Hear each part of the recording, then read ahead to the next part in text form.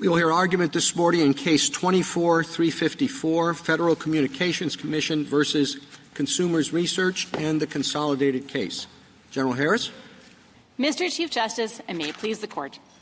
Section 254 is no delegation running riot. Congress first told the FCC what policy to follow: to give all Americans access to basic telecommunications services at reasonable charges, i.e. universal service. So FCC can promote phone service, but not faxes. Second, Congress said how to do it: by charging carriers a fee, then reimbursing carriers that serve universal service programs. Third, Congress dictated how much to charge: only what's sufficient to achieve universal service, so no more than needed to support specified programs. Fourth, Congress prescribed how to allocate fees. They must be equitable and non-discriminatory, so FCC can't charge by carrier size or revenue. Fifth, Congress detailed what underserved areas FCC must target: low-income, rural, insular, and high-cost areas, plus schools, libraries, and healthcare providers. On top of that, Congress enacted 254 against the backdrop of a half-century history where FCC advanced universal service through rate subsidies. That delegation leaves key policy choices to Congress and is definite and precise enough for courts to tell if FCC followed Congress's limits when filling in details. Indeed, this scheme resembles the pipeline safety fee in Skinner, which this Court deemed an easy case. Like in Skinner, respondents do not ask this Court to revisit precedents approving far broader delegations.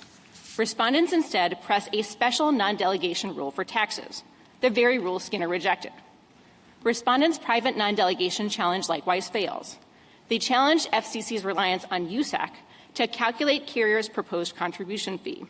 But FCC itself reviews, publishes, and adopts the fee for it to take effect. That is a basic delegation of accounting tasks, not grounds for the Magna Carta. I welcome the Court's questions. Do any of the principles that you just listed apply to the revenue-raising activities of the FCC?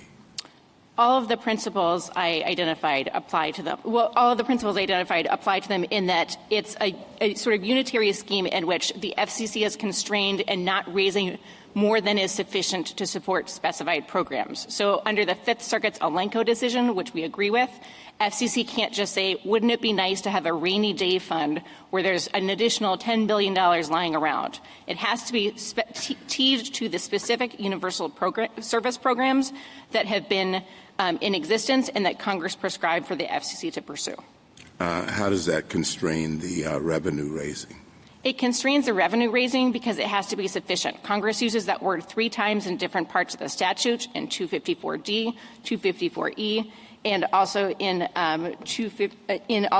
B5. And sufficient means it can't be, again, excessive.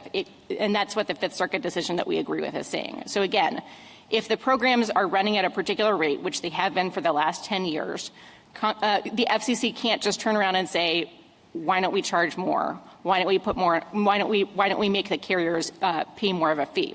And so that is a real limit. It's a qualitative limit, and it is the type of limit that is common throughout statutory schemes. We cite a number of other ones at our reply brief at pages 8 to 9, where various agencies, and indeed this Court, are allowed to charge reasonable fees, which is construed against the backdrop of the statutory. Do you have any examples of fees that did not have a monetary limit, or taxes that did not have monetary limits that were imposed either by agencies or by Congress? Well, yes. Again, all of the ones on pages 8 to 9 are examples of that. They're all either, you could classify them as either taxes or fees, but they involve such things as supporting the Office of the Comptroller of the currency's functions with fees from regulated parties. And those have no limits or no rates? So we are not arguing for a no limits at all approach where you can just raise whatever revenue you feel like. And we don't think 254 follows that approach either. The idea is there are qualitative limits that are baked into the statutory scheme, not raise whatever amount of money, $1 trillion. And again, I'll just point out it's a little perverse in two senses to think that you can cure a non-delegation problem and give no other guidance than giving a cap of, say, like $1 trillion to raise and leave the rest for the agency to figure out. not only is that a very arbitrary separation of powers rule, but it would require overturning such cases as Skinner and J.W. Hampton, where this court not only said there's no special non-delegation rule for taxes, but didn't seem to adopt that basic proposition. Should we be looking to sort of a common law approach? In other words, what the Commission has done, or instead what the Commission could do? I think you should look first and foremost at the statutory text, and the statutory text itself incorporates the concept of universal service that applied from the inception of the FCC Act. And so let me just sort of explain why that is. Section 254 obviously itself is a reticulated scheme that prescribes all the details and constraints that I described. But on top of that, it is preserving and advancing the concept of universal service that was set forth in Section 151 of the Act that harks back to 1934. So, for instance, when the FCC is directed to figure out what universal service entails, the FCC is not just looking to Section 254C, which is defining universal service as an evolving level of telecommunications services that have to meet sort of 4 specified parameters, including the objective criterion of that a substantial majority of residential customers adopted it. The FCC also has to consider the backdrop of Section 151, which originally defined universal service as mandating the FCC to make available, so far as possible, to all the people of the United States a rapid, efficient, nationwide wire and radio communication service with adequate facilities at reasonable charges. Congress was enacting this statute in 1996 against that backdrop and against the way the FCC had implemented this system. Well, what if the law said the level of service that the should be afforded is the service that is fair? Would that present a constitutional problem? It could, but not against this statutory scheme, because I think the level of service that could be fair would, again, in this particular context, and something this Court has recognized in other non-delegation cases with rate setting or other stuff, if you have a regulatory backdrop that Congress is acting against, a term that's otherwise amorphous, like fair or equitable or whatever it is, gets meaning through the particular regulatory context in which it exists. And again, I'll also just point out, Section 254 is a heck of a lot more specific than just do what is fair. Section B3, for instance, is prescribing in very specific detail how exactly. But your answer, I guess, is that that could be sufficient. It could be a problem. You would look in a particular context or something? But absolutely, and that's exactly what this Court has done in other rate-setting contexts. So, for instance, in the Court's past cases with respect to Rockroyal, for instance, where the question is what is a reasonable rate for milk prices to achieve price parity. You could say in the abstract, sort of just and reasonable, if you looked at it divorced from anything else, might be a pretty significant delegation of policymaking authority. But in the particular context of a history of rate-making, it gains meaning and gains teeth. And I think that's consistent with the objective when the Court is looking at a constitutional challenge. The aim is to look for constraints and means of and constitutional avoidance, as opposed to saying Congress didn't give any meaningful limits. And again, that is very consistent with the highly detailed nature of 254 in this particular context, which is providing much more than just abstract rates. And again, looking back at the pre-1996 scheme, the FCC did, for a half century, use its power to impose just and reasonable rates to provide universal service through a system of implicit subsidies. Respondents aren't challenging that, and I think that history of what the FCC did just gives more substance and more guidance to what's happening here. Can you speak to the combination theory or the combination argument? Yes, it's meritless. And the reason is there's a couple of reasons for this. One is the idea that Congress can't delegate legislative power is a basic restriction on Congress, on what Congress can do in the constitutional design. Congress can't pass legislative power to anyone. It doesn't matter if it's an agency or a private party, and it doesn't matter if someone then sort of passes it along. You just can't pass go. Congress can't do that. So the idea that there's sort of an aggravated constitutional offense just by having a sub-delegation just really doesn't track the nature of the Article I challenge. The second issue is just the way in which the combination theory has kind of morphed in this Court. I'm candidly not sure at this point whether we are dealing with an Article I sub-delegation challenge from the FCC to USAC, where there's an additional pass-along of legislative power that's the problem, or if we're dealing with an Article 2 challenge, where there is a supposedly excessive delegation of executive power to USAC, but the FCC would presumably be okay in at least possessing that power. And if it's the latter category, I'm not sure what constraints Respondent is offering here or, the presentation of that particular argument. But what I can tell you is it's definitely meritless because USAC is not exercising any kind of problematic power. It's just making recommendations. Let me ask you, does the private non-delegation theory suffer from the same kind of lack of clarity in terms of its origins? I mean, I'm trying to understand its distinction with the traditional non-delegation theory. It seems as if, if there's a problem with Congress delegating this power, the status of the party that receives it shouldn't matter. And if the party that receives it being private is the problem, that seems more like an appropriations issue. So I guess I'm just trying to understand what the source of that theory is as well.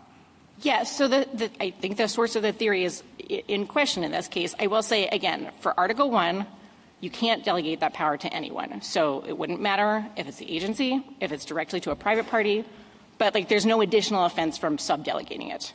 With respect to Article 2. Why is that true? You want to compartmentalize the delegation of authority from Congress, the alleged delegation of authority from Congress to an executive branch agency, and then separately look at the delegation of authority from the agency to a private party. But when it is alleged that Congress has delegated legislative authority to an executive branch agency, we run into the problem of drawing a line between the execution of the formulation of the law and the execution of the law. But when the agency then goes ahead and just passes that off to a private party, then doesn't the argument in favor of the position that all that the agency is doing is exercising executive authority in enforcing the law disappear, or at least is diminished? I don't think so, and I think this scheme, just on the merits would illustrate why, but just as a conceptual matter, we're talking about two different things. One is Congress can't pass off its power to anyone. And two is if Congress does give the FCC something to execute and its executive power, that's a separate category of issues. The question in that case is there too much executive power being delegated to someone else? Appointments clause might be a sort of way of looking at it. But in this case, I don't even think you need to get there because the bottom line is I think the Fifth Circuit and Respondents are misconceiving of exactly what USAC does. It is doing math. It is saying we are looking to exactly how the projections for universal service based on historical numbers work and making a recommendation to the FCC on that score 60 days before the quarterly contribution fee is due. And then on sort of for the denominator for the fee, it is summing up reports from telecommunications carriers as to what their eligible revenues are for a quarter. Both of those things get passed on to the FCC. The FCC reviews them. It has to publish them in the Federal Register as its own. And then it has 14 days in which to revise what is essentially a proposed rate and make it its own. Well, when we're inquiring whether the agency has simply asked a private group to perform some ministerial functions, why shouldn't we look at the record of what the FCC has actually done? And if you look at the record here, isn't it really hard to say anything other than the fact that they just have rubber stamped whatever the U.S.C. has told them? Except there are a few exceptions, but basically they just say, okay, fine, right? No, so 2 points of pushback, one on the law and one on the facts. With respect to the law, this Court has in no context of sort of looking at recommendations said, who's really making the recommendations? Is there a lot of sway? So take Skinner, for instance. The Secretary of Transportation in that case, which, again, easy case, consulted the private surface pipeline carriers association about hey, what would be a good way of figuring out the usage fee in that case?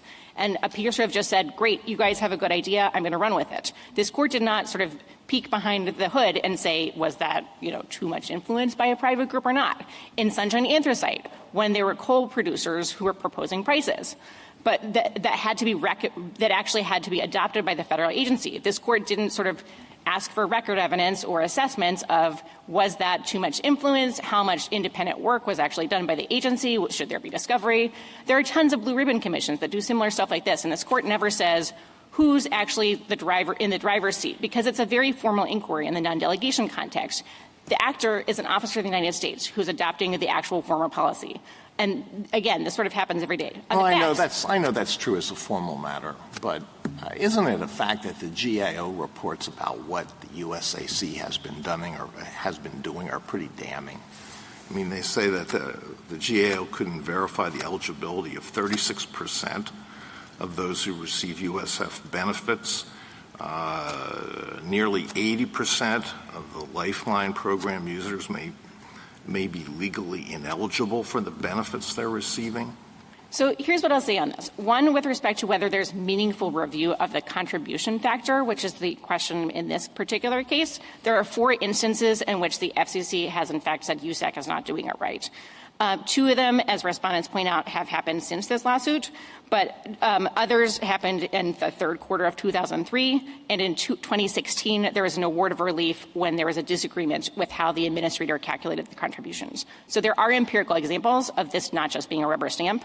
And more broadly, to the extent that GAO report raises concerns with you with respect to how exactly these programs are administered, that sounds like the stuff of an APA challenge, not a non-delegation challenge. Again, there are limits on what the FCC is supposed to be doing, the kinds of programs it's supposed to be supporting. Ms. Harris, I found it, sorry, just to shift gears a little bit, notable that in your reply brief, in terms of the legal task that you think we're supposed to be engaged in, made a couple of comments, and I'd just like to confirm this is your thoughts. One is that in distinguishing between lawful conferrals of discretion from unlawful delegations, that requires more than asking the abstract whether there is an intelligible principle. Yes, Justice Gorsuch, we think there are 2 paths for this court to do, and one path could be just to sort of stay the course and say, is this delegation any worse than ones the court has approved?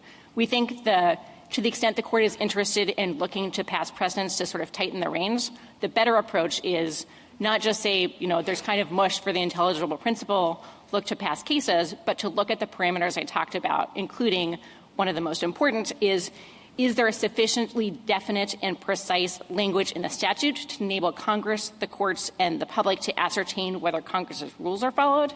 And again, taking from Chief Justice Marshall's opinion in Wayman, when you have a broad delegation, making sure there are sufficient rules. And I'm sorry to prolong this, Chief, but just to finish up, one critical element you indicated is that there have to be sufficiently defined boundaries that judicial review is possible. Absolutely, and we think 254 passes that with flying colors in numerous respects, just with respect to how the fee has to be assessed. And then finally, that needs not just be a general policy for the agency to pursue, but boundaries also clearly delineated. Is that right? Absolutely. Okay. And we think that 254 satisfies. No, I understand that. Okay. Justice Thomas, anything further? Is there any direct statutory constraint on the revenue raising? The direct statutory constraint is the sufficiency provision that appears 3 times throughout the statute. It is a qualitative limit. It is tied to you cannot raise more funds than would be needed to provide universal service to the standards that are provided in the statute. So basic telecommunications services have to be at that level. Again, it's also historically defined by what the FCC has done. And I think this is telling because while respondents are saying this is an out-of-control program where it's gone from 3% to 35% contribution rate, the math is pretty misleading on that. This program, the actual amounts for the revenues have stayed flat for 10 years.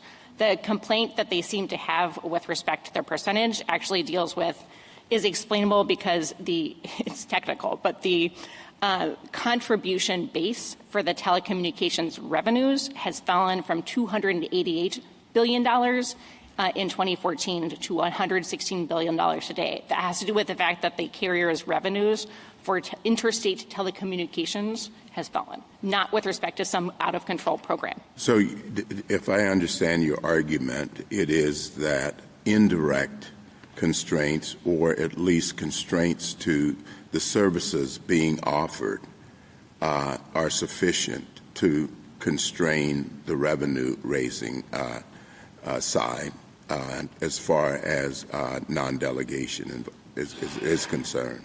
Absolutely. A couple of reasons for that. One is because that is the best reading of the statutory scheme. It would prevent the FCC, again, from doing like the rainy day fund or raising an indefinite amount of money.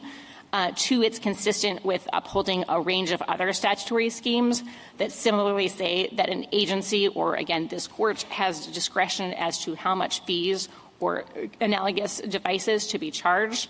We think that that is tethered to the statutory structure and that there are real limits on what can be imposed. And finally, can you give me an example where this indirect approach has been accepted for non-delegation purposes? So the court's non-delegation cases don't really sort of map onto this other than, I guess, in the tariff context. So if you want to accept the tariff context is on all fours, the tariff context has a number of examples in which the president was not just empowered to set tariffs to a particular rate, but where the tariffs were tethered to sort of qualitative judgments by the president with respect to what would promote trade or what would equalize production levels. And I think that's not uncommon. It's sort of if you're teeing something to a level that requires some sort of expertise or might change over time, it kind of makes sense that that would be true. Again, you could also look to Skinner, where there is a lot of discretion with respect to exactly what level the fee was going to be set at for surface pipeline fee purposes.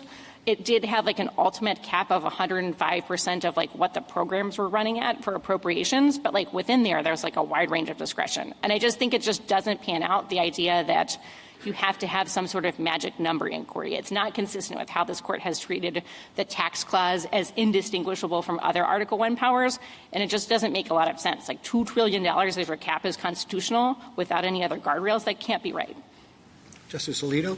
Well, the amount to be raised is tied to the provision of universal services, but universal services can evolve. How far can it evolve? Not so far, for two reasons. One is that evolving technological landscape is specifically tied to four different things that define universal service under 254C. So the most objective of those, although there's a bunch of them, is one I mentioned, that it's a substantial majority of residential customers have chosen to subscribe. So again, that would throw out faxes. Most people are not subscribing to faxes today as their means of communicating with each other. It's phones. And the other constraint is 151. You have to pick things that are similar to radio and wires as they were sort of envisioned in 1934 and just this history of what universal service has been.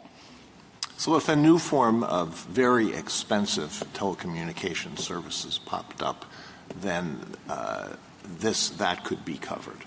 I don't think so. If enough people subscribed to it. Well, it would have to have a substantial majority of residential customers have chosen to subscribe through market forces. So again, if the entire country is suddenly able to afford extremely expensive telecommunications, that might be an issue. But then you'd have other constraints. What is a substantial portion? Substantial majority. Substantial majority. So more than a majority. Certainly more than 50%. And I'll just also point out that B1 would be an additional constraint in your hypothetical because the quality services have to be available at just reasonable and affordable rates. And so, again, the scheme would work out so that you're not – it's hard to imagine that you would have, like, Cadillac. Justice Sotomayor? To that point, the Act has only subsidized two services, phone and Internet, correct? So it's actually phone is the universal service, and then for the Internet, it comes in under the express directive under H2 that the FCC shall establish competitively neutral rules to enhance, to the extent feasible, advanced access to advanced telecommunications and information services. Internet is an advanced information service. So whatever, there is a real constraint because only two services have been identified. Yes, it is a very real constraint, and it's constrained further. Justice Thomas and the other side makes a great deal, and you've been answering it, about the fact that there has never been a tax-raising law that we have addressed where Congress has not put an upper limit on the tax. I think you say that may be true, but we have a lot of tariff situations where historically, from the beginning of the country, Congress didn't set a limit, correct? There's that, and also just the history on pages 8 to 9 of the reply brief, where Right. there's a lot of statutory examples. The court just hasn't addressed them. Okay. So historically, we have a lot of examples of it. Yes, and the only other thing on the history is the 1798 real estate tax. If we want to get there, the extent of the discretion there, while there was a cap, is just extremely broad. Yeah, the federal boards, the boards there could set different rates in different places and did a lot of gave it extraordinarily broad power, correct? Exactly right. Allegheny County, Pennsylvania, for instance, got a 50% downward departure on their assessments because of the Whiskey Rebellion. That's a policy judgment. All right. I want to now, I think why that's important is twice we've said that the taxing power shouldn't be looked at any differently than tariffs or customs or duties. And the reason for that is the Constitution itself, right? The tax clause is part of duties. It says, I think, let me just get the language. It's the same clause with talking about the same power, correct? Exactly right. All right. Now, I want to go back to Justice Alito's questions with respect to the contribution limit and the complaints about whether some of the people who have received the funds are proper or not. I think the point you were making is that the delegation issue is the contribution base. Yes. Not whether or not the agency itself or the person it's delegated to is actually functioning properly and who it's identifying to receive the funds, correct? Correct. So the contribution limit, he says, the history is very sparse, that the agency has reviewed that contribution base that was recommended. The reason I see the reason for that, I think, is because the FCC controls every component of calculating that, correct?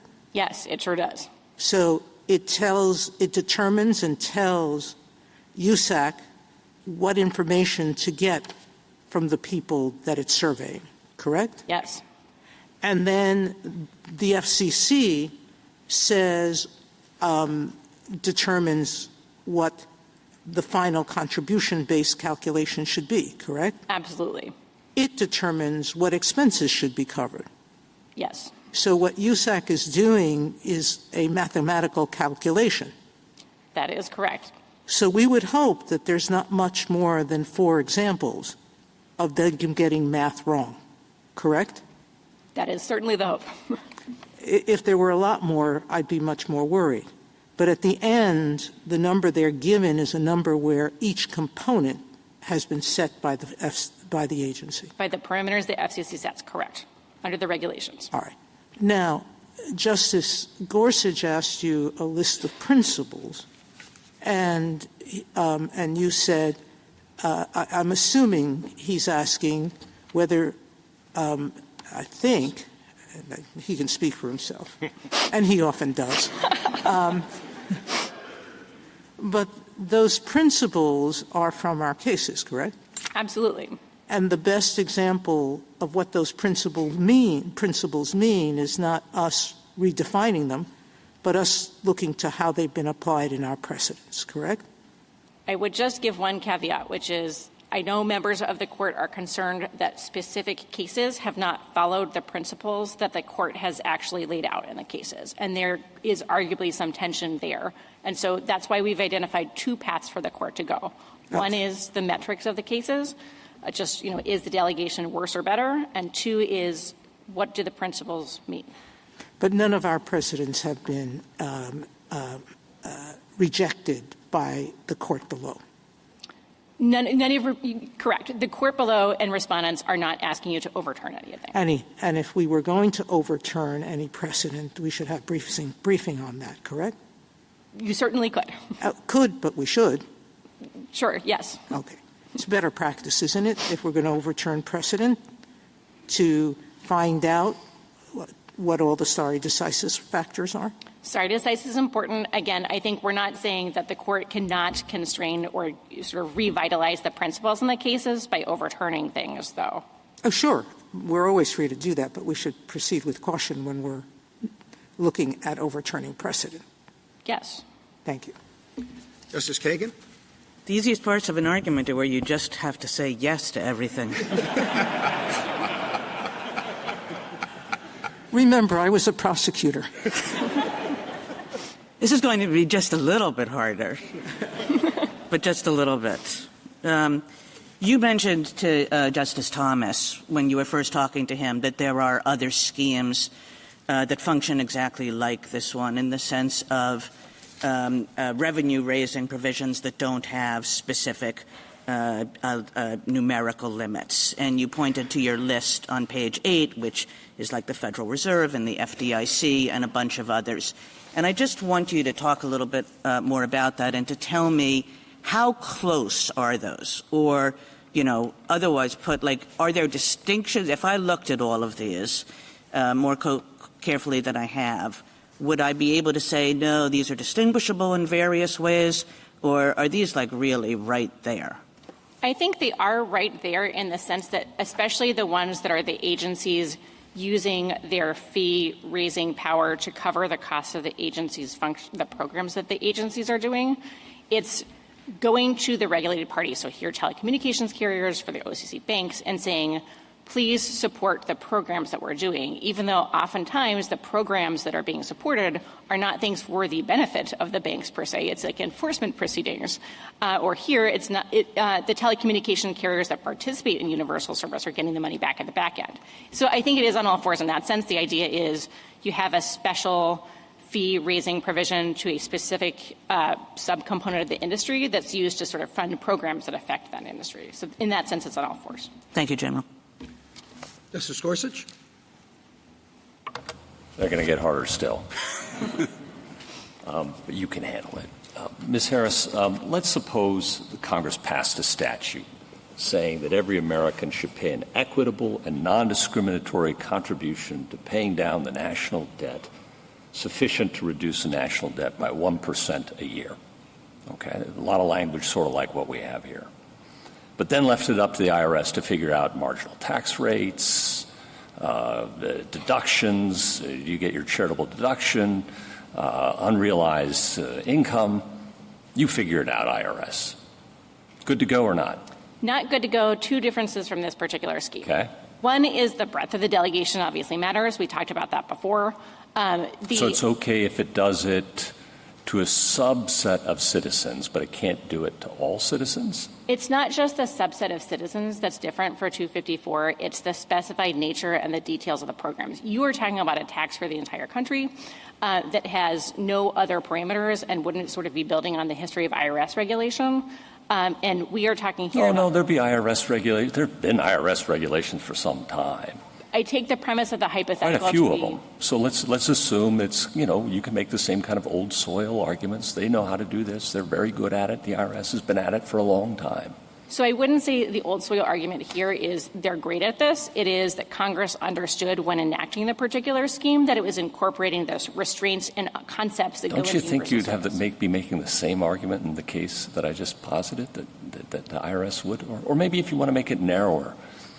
Same delegation, but to secure universal health care, for example, sufficient to secure advanced universal health care on a non-discriminatory basis. That's a narrower one for you. Again, I think the problem there is you are using the words of this particular statutory scheme out of context in ways that divorce it from the constraints in this particular scheme. Okay. It's the idea that universal health care is a goal that has not sort of been in this scheme, there's no cap on how much can be raised, right?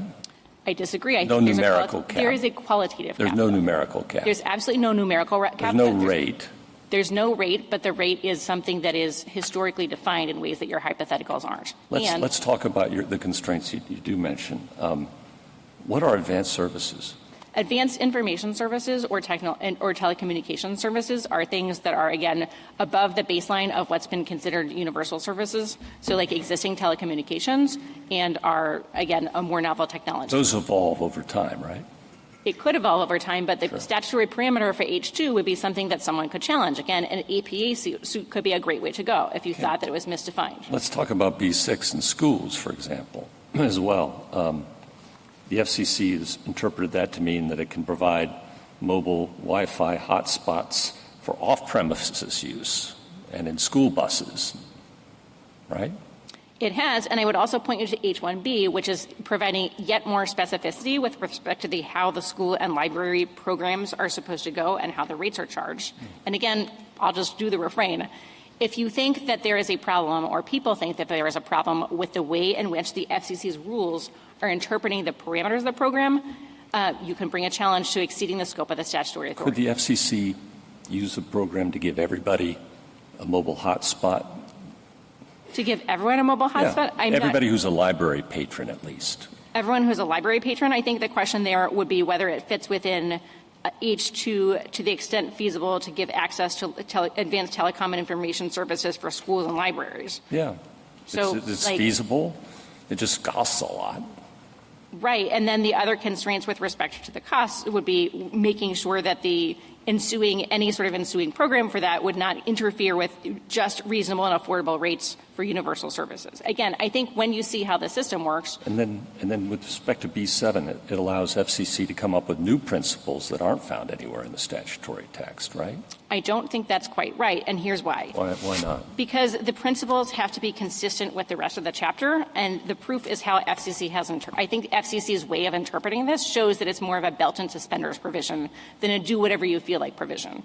The two things that FCC has done under B7 are, one, to require competitive neutrality. Well, now, hold on. You say we shouldn't look at what's actually been done. We should look at the statute. So let's look at the statute, okay? I mean, that's your argument everywhere else, so I think it's only fair to hold you to it here, Ms. Harris. That's fine. It says the Commission, anything they determine is necessary and appropriate for the protection of the public interest, convenience, and necessity, and are consistent with this chapter. Yeah, and are consistent with. And so, well, how about everybody gets a Starlink account?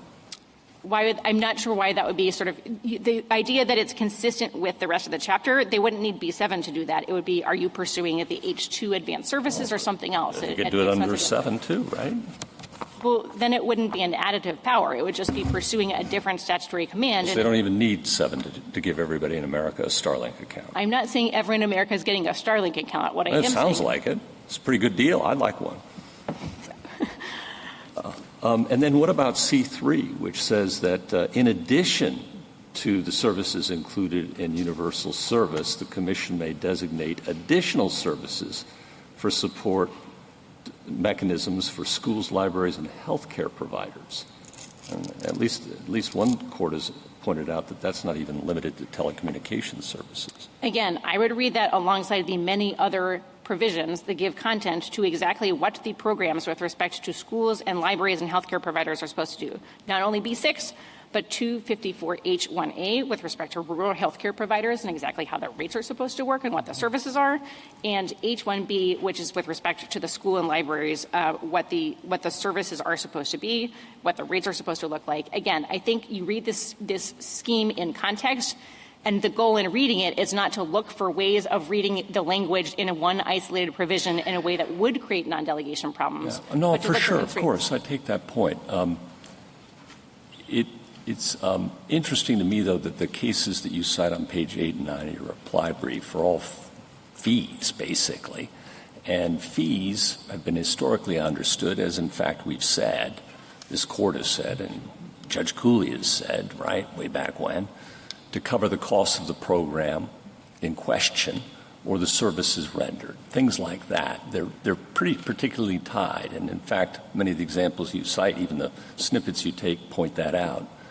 And we don't have that here with respect to this tax. I disagree, because I think this is a similar, and again, I think whether you think this is a fee or a tax, you have the same problem with a lot of the examples on pages 8 to 9. It's not so much that there is sort of like you're paying for the privilege of going to the OCC.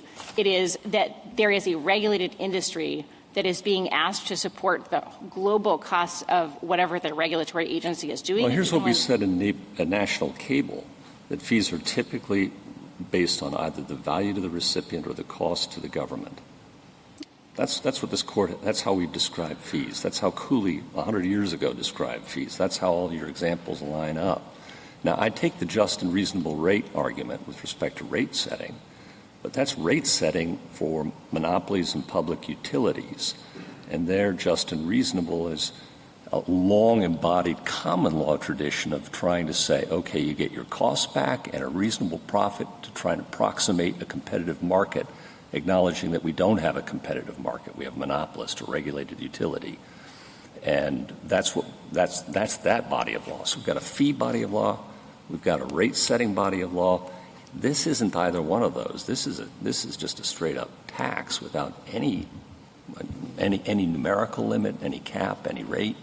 And we've never approved something like that before. So here's what I would point you to. I think Skinner makes that a much harder argument in terms of this is so clearly a tax versus a fee. I'm not saying taxes are special. I'm just saying what's unique about this case is we have a tax that's unlike any other tax that this court's ever approved. And it's not a fee related to costs, and it's not rate setting of a monopolist. In fact, the 96 Act blew up the monopolies and said, we're done with that. We're setting up a new regime with explicit subsidies. So we weren't against overemphasizing the novelty, and the part of Skinner that I think is even more relevant than just saying there's no special rule for taxes is the fact that the court thought it was actually unclear whether the surface pipeline fee, which was paid by the pipeline users of pipelines to support various things, including enforcement actions, it was unclear whether that was a tax or a fee. I'm not sure how that would fit within the framework of thinking that there is this sort of very neat distinction among them, and I think it is a very good analogy to the way the telecommunication carriers are doing this here. It's not just that they are having things exacted from them for the benefit of a general welfare program. The carriers then themselves get the subsidy if they opt to support the universal service program. I just don't think these many of them are recipients, too, and sit on the board, but that's a whole other set of issues. It is not a constitutional issue, though. Okay. Thank you. Justice Kavanaugh? How exactly would you define tax versus fee to the extent the other side's position could, or at least one version of the other side's position could depend on this being a tax? So for tax fee, I think we would point you to Skinner and the lines that the court was struggling to draw in that case. A tax is something that is to raise general revenue. It can be on a specified subset of someone. And a fee is often, but not always, conceived of as a payment for a particular service or license. That could be a line that you draw. Again, I think the problem with trying to draw that line, as Skinner points out, is it's unbelievably murky in practice, and the court has not at least in Skinner, was not even comfortable drawing it. And the other problem with that line is if it's a murky line, it's going to be a pretty hard non-delegation test in any case that plausibly involves fees or taxes to have the threshold question be, is this a tax or a fee or something else, and then go on to which non-delegation lens are you supposed to go on? Based on the definition you just gave or the principles you just gave, is this a tax or a fee? So the government is assuming it could be classified as a tax. Again, but I don't think I think under Skinner there's genuine ambiguity on that score.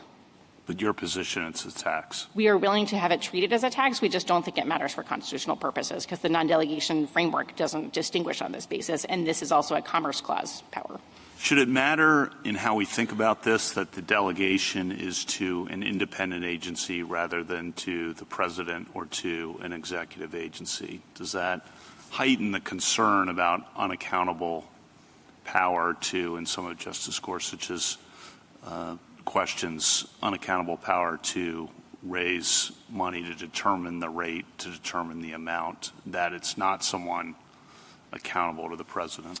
I don't think so for two reasons. One is that the FCC does not have statutory for cause removal protections. It is something that's been read into the statutes. And so you don't. Okay, your answer is the FCC is not an independent agency? Not in the sense of having for cause removal protection. It's something, it depends on what you mean. Is it one that's sort of... That's usually what I mean about independence. So that is what I would mean. There's no statutory for cause removal protections for the FCC. So in that sense, that's less of a concern. But even if you wanted to say, is there some sort of additional heightened concern with respect to accountability to the president, that's an Article 2 problem that's sort of separate from the broader non-delegation issues. And even if you wanted to sort of say it is when executive power is being delegated to an agency that's not controlled by the president, that's the bigger problem, not is there then a body that is not performing things that are executive power that is then doing something. It's sort of like if you have the FTC or other bodies accepting recommendations from someone, that's not a problem, but the problem may well be is the FTC accountable to the president? If the other side were correct that it's a tax and you acknowledge that it could be considered a tax, and it was held that a tax has to have a tax that's delegated to an agency has to have a cap or a rate, what other programs would be at risk? A cap or a rate? I mean, I think so if it's a tax, has to have a cap or a rate. Are there other programs that you think, and this picks up on Justice Kagan's questions, but I'm not sure those are taxes. That's why I'm asking the question. Well, I think you'd have a heck of a lot of litigation over whether they are taxes, and we think they would probably qualify based on the nature of, just depending on how you define a tax, how they would work. So, yes, I think you would have a panoply of issues of various other measures that don't have a cap. And on top of that, you would sort of incentivize a system where Congress would think it could do its work just by saying $1 trillion is a good cap and no other constraints are necessary. So, again, a very perverse separation of powers scheme that would I think also require you to overturn a couple of cases, Skinner and J.W. Hampton to start. And then on Justice Gorsuch's hypothetical about the IRS, I just want to make sure I have this nailed down exactly what your answer is for why that's different. Why it's different? Yeah, the delegation of the IRS to set tax rates. Yep. One is the breadth of the delegation. So I took the hypothetical to be it's sort of a tax rate for the entire country. It is for the general, it's supposed to be quote unquote equitable, but a different meaning from obviously 254, which is a constraint on what you actually have to be imposing, and that it's to accomplish 1% of reducing the national debt. And so it gives the IRS plenary discretion to figure out exactly how else to operate the tax in ways that would be that I take it not to be drawing upon the ways in which the IRS has historically done so. And so if it's divorced from that context and you can't use the IRS's regulatory history because this is a novel type of tax, that would be a problem. Now, again, I think the outer limit of Justice Gorsuch's hypothetical is going to have to be the 1798 real estate tax. And that is because that was not too far apart from the idea of giving federal tax assessors the power to reach a cap of $2 million, a ton of money back then, and figure out how to calibrate the assessments in a very discretionary manner. Thank you. Justice Barrett? So, Ms. Harris, let me just narrow the hypothetical then a little bit. What about a law that gave the IRS the authority to impose taxes on the sale of food in interstate commerce to fund programs that would provide food for the needy? Provide food for the needy. So I think the deal there is you don't have a sufficiency limit. So provide food for the needy. Two issues that would distinguish that potentially. One is, what does provide food for the needy mean? Is it something similar to you need to provide a basic level of, 2 meals a day or something, which is sort of more similar to this system? Sure, make it 2 meals a day. Okay, so it's sufficient to provide 2 meals a day, and there is sort of, I think, then you'd be looking at, are there other constraints on that statutory scheme on top? So do you think if there were no other constraints, it would be too far? If it's just provide 2 meals a day for the needy? If so it's impose taxes on the sale sufficient to fund programs that provide 2 meals a day to the needy? I think the operative question ends up being, is there an ability to figure out as a qualitative matter what that would look like? I think can get it closer. That's the question. I know. I think you can get it closer to being constitutional because of the limit of if it is something that you can measure that is sufficient to give 2 meals a day. I might give on that one, but I think reasonable minds could disagree on exactly what other constraints you would look for, who it's being assessed, who is being assessed for it, and what exactly the mechanism for delivering this sort of food is. Okay, let me zoom out for a minute. In Mistretta, Justice Scalia said that once you agree that you can confer discretion, then we're just talking about matters of degree. And ever since the beginning, founding era debates or Wayman versus Southern, Chief Justice Marshall says this is a delicate and difficult line-drawing task. And so it's obviously been a long time since we've held that something was unconstitutional under the non-delegation doctrine. Do you think this is an area in which there are just not judicially manageable standards? No, there are judicially manageable standards, and the two paths we've identified are both versions of that. One is your manageable standard is like a common law system where you look to previous delegations and see how they stack up. And two is the standards that we are offering that are drawn from the court's cases where obviously there is a judgment line on how much discretion is too much. But at a minimum, Congress is obviously having to provide parameters that you can tell, yes or no, did the agency transgress the boundaries? And this scheme is full of them. So this doesn't have a cap, as many people have pointed out to you. And so you agree that there's a broad range. I mean, what is it, about $9 billion right now? It's $9 billion, but it's dedicated to very specific programs. So it is a qualitative cap in our view. But it could be $3 billion.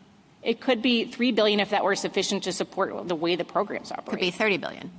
Again, tied to the nature of the scheme, and that's no different from other delegations that are tied to some sort of qualitative number. The court could have fees at all sorts of rates. The OCC could have fees at all sorts of rates depending on what kind of functions it's performing and exacting them. And that has not been seen as something that is a problem because there are qualitative limits built into the scheme that constrain sort of that, again, we think it is what's necessary to support the defined programs that Congress has provided. Let me ask you about universal service. So Justice Gorsuch asked you about Starlink, but I'm going to ask you just about cell phone plans. Could universal service include having the FCC provide every American with a cell phone and a cell phone plan? So the cell phone and cell phone plan, the question will be, does that fit within the concept of the H2 support for advanced services and the parameters of the specific programs that are supposed to be tethered to providing advanced services? So it could or couldn't? I think it could, but there would be questions with respect to whether that's within bounds. And again, whether that would have collateral consequences for the other parameters in the scheme of would it be something that then imposed so many costs that there would no longer be universal services provided at affordable charges, for instance, because of like the pass on by the telecom carriers. Again, I think this is a scheme. It is hard to see how this scheme would be the thing that crosses the line for non-delegation purposes, and yet much broader delegations are okay. Last question. Can you think of any other statutory scheme that gives the agency the authority to identify the additional principles that constrain its power? Yes, the Securities and Exchange Act gives the SEC, I think there are a bunch of them that give agencies the power to say, are there other consistent principles to consider in a multi-factor test? And even in Tubi, where this court said it was a perfectly fine delegation for the AG to decide what is a controlled substance, there's often a balancing of factors that are kind of open-ended within the scheme. So that one is sort of the nature and pattern of the abuse, of the controlled substance abuse, how prevalent it is, how much of a danger to public safety, sort of factors that each one of them might not be particularly strong, but the AG could decide would be enough just in their judgment. So I don't think that's anything novel. And if you had a problem with B7, there is a severability provision in the statute under 608. And so, again, you could sever that. It would be sort of pointless because the only thing the FCC has ever done with this is hark to other principles in the statute. Thank you. Justice Jackson? So I guess I'm struggling with trying to understand what difference it makes that we do the hard work of trying to characterize this as a tax or a fee. My understanding was that the non-delegation doctrine, as you've said a few times this morning, is that Congress is not allowed to give away or delegate legislative powers. And I don't hear any serious argument that Congress doesn't have both the power to tax and to levy fees. So it seems to me that any restriction on Congress's ability to do this would run to both. Is that right? Yes, that's not only right, but also perverse, because the other issue here is even if you go through the tax fee analysis, you have a separate inquiry. When Congress is doing overlapping powers, as it is here, using the commerce power and the tax power, you have to figure out which one are you picking. There's no sort of like pick the more restrictive power and impose a special test rule. That's the exact opposite of what the court has done in all sorts of cases that implicated both the tax power and the commerce power or the tax power and the war powers. And so you're exactly right that the tax fee inquiry doesn't have any constitutional rooting for which non-delegation test you pick. And above and beyond that, there's another layer of complexity that I don't think respondents have dealt with on that. And you've said many times that there is a cap. I mean, there's sort of characterizations being made that there's no cap in the statute, and you say there's a qualitative cap. Can you just say more about how you see this as actually imposing a limit on the amount that can be collected through this program? Yes. So in 3 different places of the statute, in 254D and 254E, and also in 254B5, it is a sufficient it has to be a sufficient mechanism to achieve the objectives of the programs that Congress has set out. The Fifth Circuit and Elenco interpreted that, as we agree with, to mean you can't charge excessive things for the program. It can't be more than the programs need to accomplish the specified objectives that Congress has set out. So this is not an opportunity to just raise money for the FCC to use for whatever reason or et cetera. Exactly. It can't be used for whatever reason. There's also constraints on once you have raised this, once you essentially have the telecommunication carriers' contributions, how they're supposed to be allocated and how the carriers that participate in these specified programs are supposed to then not themselves be able to get too much money from the program. They only are able to get what they're spending to support universal service. And so the call for a particular number, it's sort of hard to even figure out how Congress would do that in this situation, right? That's exactly right, and why sort of these qualitative judgments are common. Again, think of the tariff system where there were sort of judgments with respect to changing circumstances.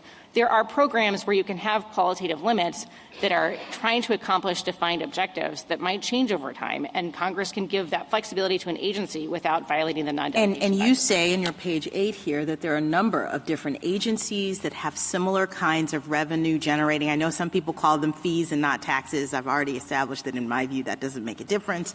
A number of agencies that have these kinds of general statements about raising revenue that they determine is necessary or appropriate to carry out responsibilities. So let me just say that if we find that this one is unconstitutional, are all of these programs in jeopardy in your view? Yes. Thank you. Thank you, Ms. Harris. Mr. Clement? Mr. Chief Justice, and may it please the Court, there is no delegation problem here. Congress did not decide out of the blue in 1996 that it wanted to impose a tax on certain telecommunication carriers to subsidize other carriers. Instead, what Congress did in 1996 was to make explicit the universal service subsidies that had long been implicit in monopoly rate regulation. Now, that rate regulation was classic Commerce Clause legislation that did no more to guide the agency than tell them to regulate in the public interest. So when Congress in 1996 decides not only to deregulate, but to expressly embrace these subsidies and then specify who should pay what, that is a victory both for competition and for non-delegation principles. The resulting statute is fully consistent with all of this Court's precedents, none of which my friends on the other side asked this Court to overrule, nor do they confront the massive reliance interest on this program or many of the other programs that might be taken out by overruling this Court's cases. This is simply not the right vehicle for this Court to revamp its non-delegation doctrine. I welcome the Court's questions. Do you agree with the government's argument as to the constraints on the revenue raising? I do. We also think that sufficiency can be construed to be both the ceiling and a floor. But I guess the only thing I would add to the government's answer is I think where the real constraints come from are in the parameters of the universal service program itself. It is not a charge to the agency to just do anything at once. With respect to rural customers, for example, what it's supposed to guarantee them is reasonably comparable services at reasonably comparable rates. So if the agency wants to say, actually rural rates, it's hard to be on a farm, the rural rate should be lower, that would violate the statute. It would also, in the process, make the program more expensive. And so one way to think about where the real caps are coming from is the fact that in the four major programs, rural, low income, rural health, and the schools, none of those are things where the agency isn't constrained and can't just add sort of things willy-nilly to the program. And that's why if you look at the graph on page 3 of the SHLB reply brief, where it shows you the total revenues of the fund over time, it has been remarkably flat. And I think that's a reflection of the basic parameters of universal service in the four major buckets that the agency has adopted have all been relatively stable over time, and that's why, though you might see that rate going up because the contribution base is shrinking, the total revenues raised are actually lower inflation-adjusted terms over the last decade. Now, to take the flip side of this, what would a program of this sort look like and in order to violate the non-delegation clause?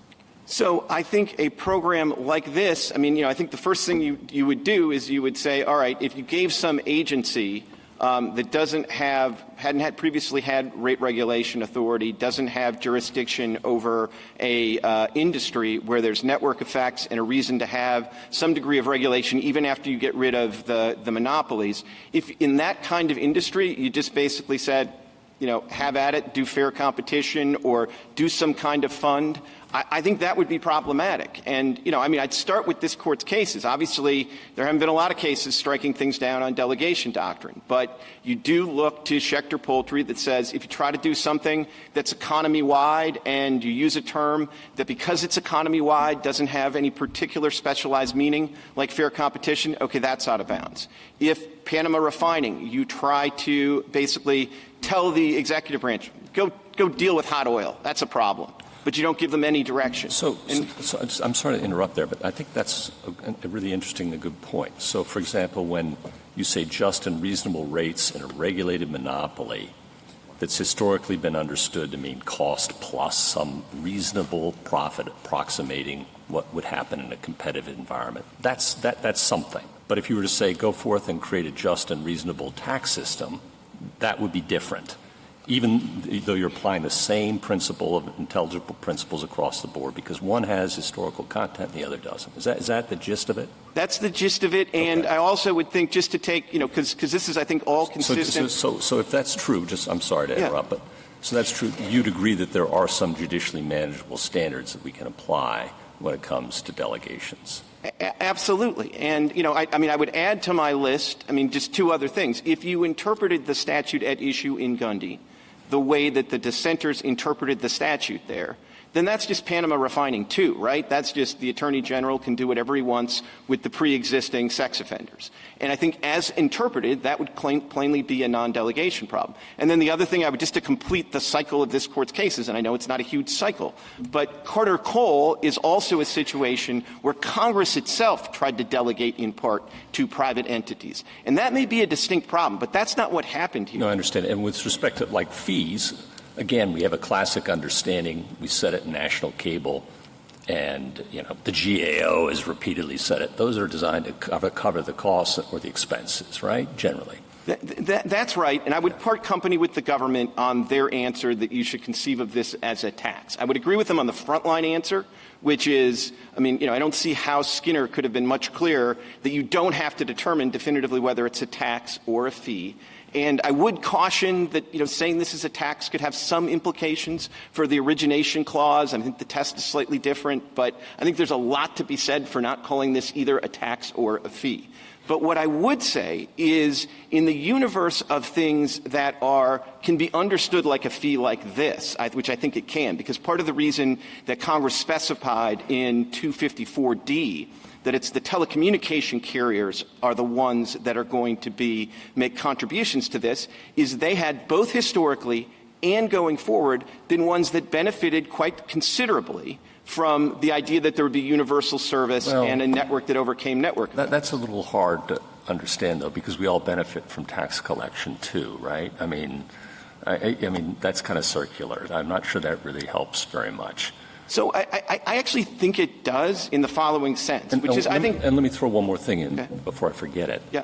And that is, of course, the 96 Act was new and rejected the whole monopoly rate-making regime and ignited competition and made these subsidies no longer part of the rate-making process, but very explicit. I agree, but I think that's a feature, not a bug of my position, because it would have been easy for Congress to say, all right, well, we're introducing competition. Universal service doesn't really work with competition. And Congress here made the critical policy judgment itself, and I don't think it's at all ambiguous, that we are going to continue to have universal service and universal service fees even once we go into a more deregulated environment. But if we reject your view that they're fees and accept the government's willingness to characterize it as a tax, what difference does that make in your mind? Well, under this you're fighting it so hard, there must make a big difference to you. Well, two reasons. One is under this Court's precedents, which haven't been asked to be overruled, it doesn't make any difference at all. So that would be my sort of frontline answer. But to give you my other answer, which is, look, I have the same instinct that I think underlies many of your questions, that if you just tried to delegate the tax power to the Internal Revenue Service, that there's something problematic about that. Now, I think that's in part because those are statutes where raising revenue is the end in itself. Whereas I think with fees, and whether you call this a fee or a tax. Really? Raising revenue is an end in and of itself? I thought it was to provide for the common good and protection of this country. And yeah, but all that other stuff is taken care of by other agencies. When you're talking about the IRS. No, seriously. So it depends on which agency it is? Well, if you're delegating really? if you're delegating something to the IRS, that's what it all boils you must down be to. delegating to them revenue raising. So if the IRS is spending the money, then it would be okay. So if the the Department of Defense reported to the Commissioner of the IRS, it would all be good?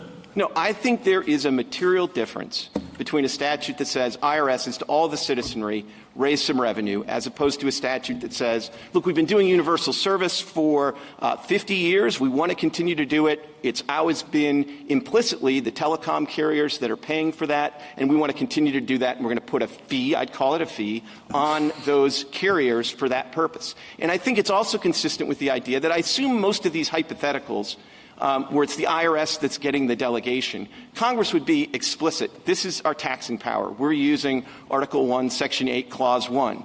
I don't think the 96 Act at all conceptualized that what it was doing was using the taxing power. Just like the 34 Act was a classic regulation of an instrumentality of commerce. When Congress was trying to deregulate that in 1996. What do you think the role of novelty is in assessing the constitutional issue here? In other words, we've said in other contexts that when Congress does something that it's never done before, that can be an indication of a problem. And that's where the tax fee issue comes into play, as I see it, potentially, which is, yeah, there have been lots of fees, but this seems somewhat different from what has been done before in terms of the nature of it and how it works and operates. It falls, as the government says, on the tax side of the line. That seems different, novel, and raises the IRS hypothetical if we go down this road. So how should we think about that? Well, I mean, that is part of the reason I take part company with the government, because I do take it. You know, we've been at this Republic thing for quite a while, and when something hasn't been done before, you might think, well, that's at least something we have to look at more carefully. I don't really think this is something that hasn't been done before. In fact. And what do you think are the best precedents in terms of what Congress has done for this? Well, I think all of the stuff in Section 8 and Section 9 are precedents for the idea that when you have something that's not a pure revenue-raising scheme, not a delegation of the IRS, but you give some other agency some kind of revenue-raising authority with respect to covering their services or what the programs they provide, this fits comfortably within that pretty long tradition that includes delegations to this court to have fees to cover the cost of certain services. And those, you know, it's like this court in Whitman, just to take a precedent that nobody's asking to be overruled, it looked at the statute there, and one of the arguments was that the lower court has accepted is this isn't good enough. There has to be, the words that they used was a determinative criterion. And I think, at least in a statute like this, where it's not pure revenue raising, I don't think asking for a determinate cap makes any more sense here than asking for a determinative criterion made in Whitman. And the reason is, it's not that this is standardless. It's just that the criterion, rather than being a determinative cap, is all the different restrictions on this universal service fund. And there's so many ways, and I think this was the government's point as well, there's so many ways that by changing a rule here, I mean, if the agency tomorrow changed the eligibility requirements for the Lifeline program and substantially loosened those eligibility requirements, that would increase the burdens on the Universal Service Fund and would increase the rate, it would increase the base. But if they did that, that is an agency action that could be challenged under the APA. If they tried to loosen the eligibility so that everybody who's making, 7 figures, 6 figures, whatever it is, can get the Lifeline program, that would be invalidated in the courts. And so the restraints on this are not a definitive cap, but they are from the substantive limits of the scope of the program. Thank you, counsel. Justice Thomas? Justice Alito? Well, just out of curiosity, the court has said, as the appellees noted at the very beginning of their brief, an indefinite power to tax is a power to destroy. Do you think that can be said about every power that is conferred on Congress in Article 1, the power to establish post offices and post roads is the power to destroy. The power to establish uniform laws on the subject of bankruptcies is the power to destroy. I'll give you a coin money, too. All right. So I don't think death by coining money is a possibility or destruction by coining money. But what I will say is there may be other ways in which you think of the tax power as being slightly different or slightly more dangerous. But I don't think non-delegation is, and this court unanimously rejected that twice. But what I would say is there's a way to apply your existing jurisprudence. This is what I was trying to get at with my colloquy with Justice Gorsuch, maybe not successfully, is if you apply your basic approach to these issues, which does ask at some level, has Congress made the basic policy judgment? I think when you're talking about a pure revenue-raising statute, I would say if Congress hasn't given you a cap or a rate, maybe Congress hasn't made the basic policy judgment. But when you're talking about something, whether you call it a fee or a tax, that's directed at a particular industry and is a judgment by Congress that we are going to continue to have universal service even in a deregulated environment, Congress has made the important policy judgment there. Justice Sotomayor? You started at the beginning by talking about what invalidating Section 254 would have disastrous effect for your clients. In which ways? And can you summarize why all of the ideas that have been floated as to how to say this is a tax that and that as such it needs some cap or something else? What effects would that have on our precedents?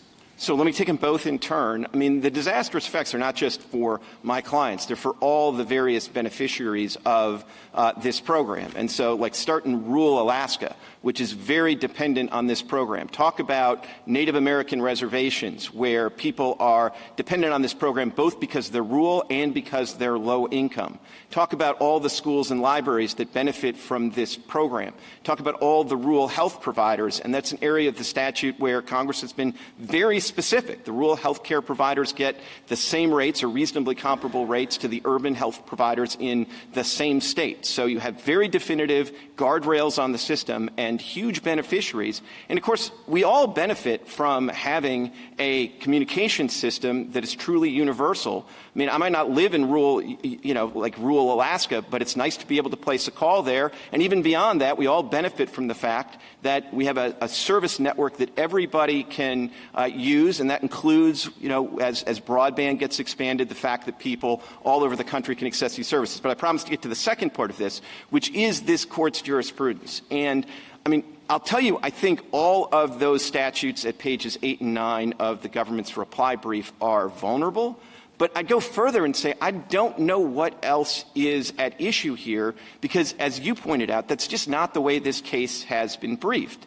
And typically in a universe where, there's two unanimous Supreme Court cases that say we don't treat taxes different from other legislation for non-delegation purposes, typically if you're going to go into the wall of that, bravely go forth, but say why the stare decisis factors are satisfied in this particular context. And then we can have briefing that really gets to the idea, all right, they have a theory that half those statutes on page 8 are still going to be okay, but we have a theory that other things are going to go. I'll just tack one on that's not on 8 and 9, but, I took a look at the way the National Park Service funds itself. It's actually very similar to the way this works. The fees are supposed to cover the services that are provided. If you cut down on the number of national parks, the fees are going to go down. If you add a couple national parks, the fees might go up because you have more to cover. And there's 6 factors, it turns out, that guide the Park Service on that. And the 6th one is something of a catch-all, a lot like B7. So, but again, we just haven't had the briefing that would allow me to definitively tell you I know exactly what the damage and the consequences are of overturning your precedents in this case. On the first part of the answer, Respondents said at the end, recognizing the rather dramatic effects of invalidating this law would have on communications, that we had 2 alternatives. One, as we did in the bankruptcy context, tell Congress figure it out in 6 months, before we made our judgment effective? I'm covering all options in my questions. I hope it's not a hypothetical that's necessary. But I'm covering options. Or I don't know what the second, but do you have a preferred manner to do this, to minimize the disruption? Long term, you can't because we're overruling precedent and putting a lot of programs at risk. But yeah, if the question is, do we have a preferred way to lose? Right. It was not high on my wish list, but look, I don't think the Northern Pipeline sort of 6-month interregnum was necessarily the height of this court's remedial jurisprudence. So I am somewhat reluctant to recommend that to you as an option. I actually kind of think it works the other way, which is if you really think you need to do Northern Pipeline, then maybe you shouldn't do what you were doing in the merits part of your opinion. There's a whole lot of people in that area of law who agree with you. Yeah. We shouldn't have done it, but yeah, no, and so since I think that's doctrinally, I think the second thing they suggested is you could make this relief only run to the particular parties here at issue, and since it's capable of repetition yet evading review, I'm not even sure what that means. And then you could try to fix it. The other thing they suggest, of course, is you could fix this whole thing with half a sentence. Well, gee whiz. I mean, I don't really think that sort of is right. And I think, what would the sentence say? Would the sentence say no more than $10 billion? Well, if you look at the way the program is operated, that's essentially how it's operated. And if this were delegation run riot, I just don't think you'd see that flat line in terms of the size of the fund. Justice Kagan? Just on these 8 to 9 programs again, I mean, I take it that maybe one argument is that, well, these are fee-for-service programs, and this is not a fee-for-service program. It's a revenue raiser. You want to call it a fee, you want to call it a tax, not sure, but it's a revenue raiser for a program, not for a service. Is that a distinction that's worth making? So I don't know that maps up to all of the different things on pages 8 or 9. But what I guess I would say is what I think distinguishes this from almost everything else in a good way is that here you are continuing a tradition that predated the statute. In the way the statute worked before, the way things worked before 1996, it was the same basic, carriers that are covered by 254D, roughly speaking, that were implicitly subsidizing, or their customers were implicitly subsidizing, some rural service and some low-income service. And it's not, and just this is a historical point that I think is actually relevant because there was about a 10-year gap between when Ma Bell was broken up and the 96 Act. And during those 12 years or whatever it was, there was something like a universal service fund already being developed through interchange fees and things like that. And Congress was clearly trying to preserve that. One place it's most clear is 254J, a little provision nobody looks at. But that says that Congress specifically looked at the Lifeline program the agency was operating before 1996 and wanted to preserve it. And so this is a situation where there is a program that has always been understood to benefit particular classes because of the most obvious beneficiaries of having a truly universal network. And we're going to put a fee on those people. And then when you move from deregulation to the new system, you impose what I think is a fee, call it whatever you want, on those people for a very specific purpose, subject to very specific constraints. I think that probably does look like some of the things on pages 8 and 9, but in some ways it looks better because of all that prehistory that you can borrow. And Mr. Clement, you were asked to name some of what you thought were the manageable standards in this area. And you came up with a few, and you said, well, it hasn't often been done, but it's totally possible. And I just wanted to give you the opportunities to sort of do the flip half of that. I mean, you obviously don't think that in terms of the manageable standards that you yourself laid out, that this falls on the inappropriate side of the line. So why not? So I think that if you As to each of those things that you said, I just wanted to peg it to your own sense of what the standards are here. Yeah, so one of the things I said was if it's economy-wide and it's a made-up new term, that's probably a problem. Well, this isn't economy-wide, and it's an old soil term, so we do really well on that. And then the second thing is Panama refining. Go solve a problem for me. Hot oil, whatever that is. That's a problem. You go solve it. I'm not going to give you any standards. Or if you accepted the dissenters' view of the statute in Gundy, and I know you don't, but if you accepted their view where it's just Totally. Like, I mean, past offenders are a problem. Go solve it. Like, that's a problem. But, of course, this is the opposite of that because there are all these different constraints, reasonably comparable rates and services for rural customers and urban customers, affordable for schools. It's got to be cheaper than other rates, and the discount has to be enough to make people take advantage of the program. For rural health care providers, it has to be the same rates as the urban health care providers in the same state. Like, that is so much better than so many of the statutes that this court has overruled. But lest you think, to paraphrase Judge Newsom in the 11th Circuit, that all of the current jurisprudence is a punchline. Like, where this court has approved the broadest language is typically in regulated industries or regulated circumstances. I suppose Yakis is an exception. That's wartime. You can do with that what you will. But for the most part, when Congress has used broad language and this court has approved it, it has been in the context of regulated industries where there actually are a lot of principles to draw from. Thank you. Justice Gorsuch? Page 8 and 9. It does seem to me that they're all pretty easily distinguishable on the basis that it's an agency collecting fees from a regulated party in order to offset its own operating expenses or providing a service to offset the expenses of the service. Thoughts? So, I mean, if that had to be the paradigm, I could put this in that paradigm. Fair enough. But if that's a paradigm and this doesn't fit, then what? It's still okay. Yeah. Okay. And it's still okay, I think, in part because, like, even if you think this is sui generis, and this gets back to the colloquy I was having with Justice Kavanaugh, I mean, the fact that something's unprecedented is like a yellow flag, but it's not a red flag. There's no unprecedented clause in the Constitution. And this is something Congress, you think, could easily fix. Now, you think that's an argument in your favor, but they could easily put in a cap or a rate or something tomorrow. Sure, but why make them? I mean, is my point, especially when they have put what I would say are the equivalent, just to put it in Whitman terms. Well, maybe because otherwise it's regulated parties who are self-interested in a program making the decisions for themselves. But they're not. Sort of like Schechter Poultry, right? I mean, it's the same. It was a regulated industry there that was making those decisions for its own benefit. And one can dispute that characterization, but maybe, huh? No, give me half a chance to dispute that characterization. By all means. Because this is miles away, and this really gets to the sort of private delegation piece of this. That argument, which hasn't gotten a lot of play, I mean, let me first say, I think I'm not talking about private delegation. I'm just saying maybe this is an area that Congress might speak. How about that? Congress could decide.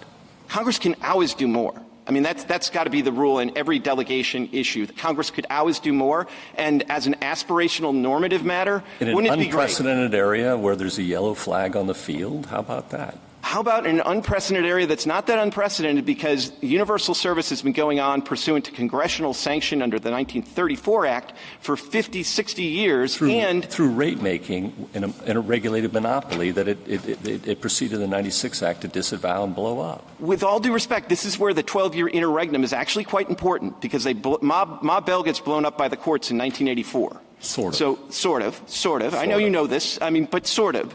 And as soon as it's blown created up, new monopolies in the process, but that's a whole other story. But when they do it, they don't say the agency still operating under 151, the 34 Act. They don't say, all right, well, we can no longer do any universal service subsidies through long-distance rates. Instead, they say, boy, this is really important as a regulatory matter. We've been doing it this way for, at that point, 50 years, so let's use the exchange fees and let's create a universal service fund. Now, they did all that out of in the public interest. So if you're talking about what's good for delegation principles, boy, is it good that in 1996 Congress comes in and says, we expressly bless that. 254J, we expressly bless the exact program you were doing for Lifeline. And now we're going to put some guardrails on it that address this kind of unique phenomenon. I don't know, totally unique, but. Thank you. Ms. Kavanaugh? So, Mr. Clement, one of the questions that we ask in the non-delegation context is whether the public or the courts could judge whether a particular policy adopted by the agency is unlawful. So there's no objective limit on the contribution right, which is kind of what we've been going round and round about. How, if you had a client who wanted to challenge the contribution rate, would you argue that it exceeded the statutory authority? So I think the contribution rate is just a byproduct of other things in the statute that I would tell my client to challenge. So, look, one of the things that is really driving the contribution rate is that the contribution base has shrunk. So one of the things I might well tell my client to do is to go to the agency and try to get the agency to expand the contribution base. And they might have the authority to do that. If they did it, it would probably be challenged by somebody under the arbitrary and capricious or consistent with the statute, and we could sort that out. Or maybe the agency would tell me, no, we can't do that. We don't have enough statutory authority. There's a recognizable limit. So go to Congress. So if I really was concerned about the rate qua rate, then I would probably have to go at it that way. But I think most rational people aren't concerned with the rate qua rate. They're really concerned with that bottom line number where you see a flat line and you don't see much of a problem. But if I thought that there was something... thought like 35% was too high or something like that. Yeah, but 35% of what? That's it's that bottom line number is the money that's actually being funded by universal service. And that's been a flat line. But if I wanted to try to get at that, I would tell my clients, all right, let's look at this. Over half of this is the rural carriers program. So is there something the agency did in implementing the rural carrier program that created a lot of costs? And maybe I can identify something where they just funded a big project out in Montana somewhere, and it's adding a lot of cost, and it's not actually doing anything to lower rural rates or improve rural services. Well, then that gives me a statutorily enforceable standard, and I go in and I make an arbitrary and capricious standard, but I also make in excess of statutory authority question. Or if the reason I perceive that the fund had become too big is that they monkeyed with the eligibility requirements for the Lifeline program, so now virtually everybody gets $9 off in this fee. Well, I could say that's arbitrary and capricious. That's in excess of the statutory authority. The statutory authority is to make it affordable. I can read from the context of the statute that that's supposed to be for low-income people. That's consistent with everything else in the statute. That's ultra-virus. And it's the way you limit the size of this fund is to bring challenges to the FCC action, and they're all FCC action. None of it's USAC. It's FCC actions that affect the scope and size of the program. Okay, one last question. Now, this is a little bit of an unfair question, but you're pretty good, so we'll see. Justice Kagan, in your colloquy with Justice Kagan, you were identifying some of the judicially manageable standards. And, obviously your position is that applied here, the program passes. Do you think there are any programs, any delegations of discretion in the U.S. Code that would fail it? I think there probably are, and I might, if I get the right client, spend some time looking for it.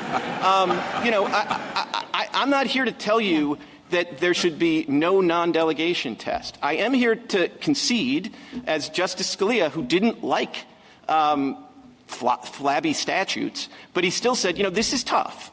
Chief Justice Marshall was pretty smart, and he said this was delicate. Chief Justice Taft and J.W. Hampton, pretty good judge for separation of powers, decided Myers like 2 years before. He says, boy, this is common sense. And, when judges try to just apply their common sense, that's its own separation of powers problem. So I'm not here to tell you it's easy, but I'm not here to tell you it's impossible. And I do think the Court's precedents provide a good guide. I will say that I think there's a lot in the Gundy dissent that could say that certain things are out of bounds. It's just not this one. Justice Jackson? So I guess I'm questioning your response to Justice Gorsuch in the colloquy about whether or not Congress could easily put a cap on this. I take your point that Congress can always do more, but if Congress actually wanted a rational cap, if they wanted one that reflected the amount of money that would be sufficient to run this program, I would think they would need to have a lot more than just picking a number out of the air. And that's really what the function of giving it to an expert agency who's sort of focused on this issue. That's what is happening in the delegation. Am I wrong about that? I don't think you're wrong about that at all. Now, one way you could fix it in a trivial way that would really sort of elide your question, I suppose, is what I think the Solicitor General was getting at, which is this idea that you just, make the cap $1 trillion. And then there's your definitive cap, and now we're done. And I guess we're done with delegation, but again, the whole point is that we're in a policy system where Congress is trying to do something. in this statute. And it would seem to me kind of at least weird to say Congress solves this constitutional problem by picking a number out of the air. I mean, I agree with that, and I think in a sense that does distinguish this again from some of the tax hypos, because when you're talking principally about raising revenue, you're really focused on the number, how much we're going to raise. Like, we have a deficit, and we're going to cover some of it, and we're going to do some of it with borrowing, and like all we really care about is how much we're going to raise. So for a statute where that's all you care about, to not address that in Congress does seem like a problem. But on the other hand, with this program, they clearly weren't that focused on, is this going to be a $10 billion program or an $11 billion program? What they wanted to do is provide reasonably comparable rates and services for rural customers versus urban customers. They had a rough sense of what that was going to cost, but if it cost like, $100 million more to actually get universal service that worked for everybody in the country, I think Congress would have been fine with that, because their principal judgment here was not a how much money judgment, but a how much universal service is going to survive in a competitive environment. And am I right that that judgment and the program that was generated was enacted on a bipartisan basis? It's been wildly successful in terms of actually providing the services that Congress wanted. Am I right about that? Yes, and, I'm not 100% sure, but my recollection is it started in the Senate, too, which is why I really think saying it's a tax is a mistake, because it's not a tax. It's Commerce Clause legislation, and it's a program that was overwhelmingly popular, and you see a congressional amicus brief that, I have to say in this era is refreshingly bipartisan. And I guess I think that that's kind of important, because there is an argument that some of the amici have raised that the reason why we need to get into this as a court and have a more robust non-delegation doctrine is to promote democratic accountability. And I guess I'm just wondering whether it is really democracy enhancing to create a doctrine that, at least in this case, would allow judges to strike down this very popularly enacted law. Well, and two observations on that. One, there's a certain perversity that the other side is so confident that if you just said there needs to be a cap, Congress would snap to it and put in a cap. And the only reason they can be confident is that this is a really popular law. And so, of course, Congress would do it because they don't want the sky to fall. So that's weird enough as it is. And then the second thing I would say is, on the one hand, I don't think that you can have a jurisprudence that says, well, this law passed unanimously and this one was on a party line vote, so we're going to apply a different test. But I do think and this is the point I was trying to make with Justice Barrett, there is a problem that if you sort of come up with a test that's kind of like, I know it when I see it, that is incredibly judicially empowering to the expense of the political branches. And I think that's why somebody like Justice Scalia, who was, distressed at some of what he saw, but nonetheless said, sort of too big, too much, that's just not the right test. You need to come at it from a different angle. Thank you. Thank you, counsel. Mr. McCotter. Mr. Chief Justice, and may it please the Court. At its heart, this case is about taxation without representation. Every year, Americans pay billions for the Universal Service Fund. The rate has increased tenfold. The amount collected is now 20 times the size of the FCC's entire annual budget. The government and the FCC now agree, or at least do not dispute, that USF charges are indeed taxes, that the non-delegation inquiry is stricter in this domestic context, that the nature of the power is at least relevant, that the USF statute sets no objective rule to limit the amount raised, and that Congress has set such rules for every other domestic tax in American history. Those concessions doom their case. The amount of public revenue to raise is a quintessential legislative determination, not some minor detail to be filled in later. But in deciding how much to raise, the FCC is guided by aspirational-only principles in 254B, and even gets to redefine universal service itself in 254C based on an evolving standard, the exact opposite of incorporating some pre-existing framework. This broad delegation to the FCC was entirely by design. And this is before we get to USAC. Even now, the recent Memorandum of Understanding between the FCC and USAC says that it is USAC's projections, not the FCC's, that will be deemed approved. But passive acquiescence does not comply with this Court's non-delegation case law. To be clear, the Court can affirm without overturning any prior decision because this is the easy case. Neither the executive nor private parties gets to set tax rates. But if petitioners are right, then Congress could use similarly vague language to let the executive decide any domestic legislative issue, even, for example, setting the size of lower federal courts. The Constitution prohibits that transfer of power. The en banc ruling below should be affirmed, and I welcome the Court's questions. The petitioners make the argument that this isn't a particularly new program. It comes from the old Bell system before we had deregulation. The other thing that they argue is that the constraints that are on the service delivery side are indirectly or at least sufficient. They are sufficient to regulate or to supply constraints on the revenue-raising side. I think that puts some degree of specificity on the argument, and I'd like to see you address those.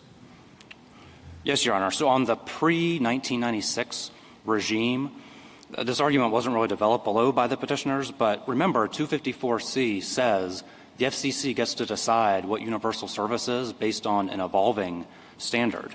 The petitioners themselves said in 1996 that there was a fundamental overhaul. That's their opening brief, fundamental overhaul of the regime.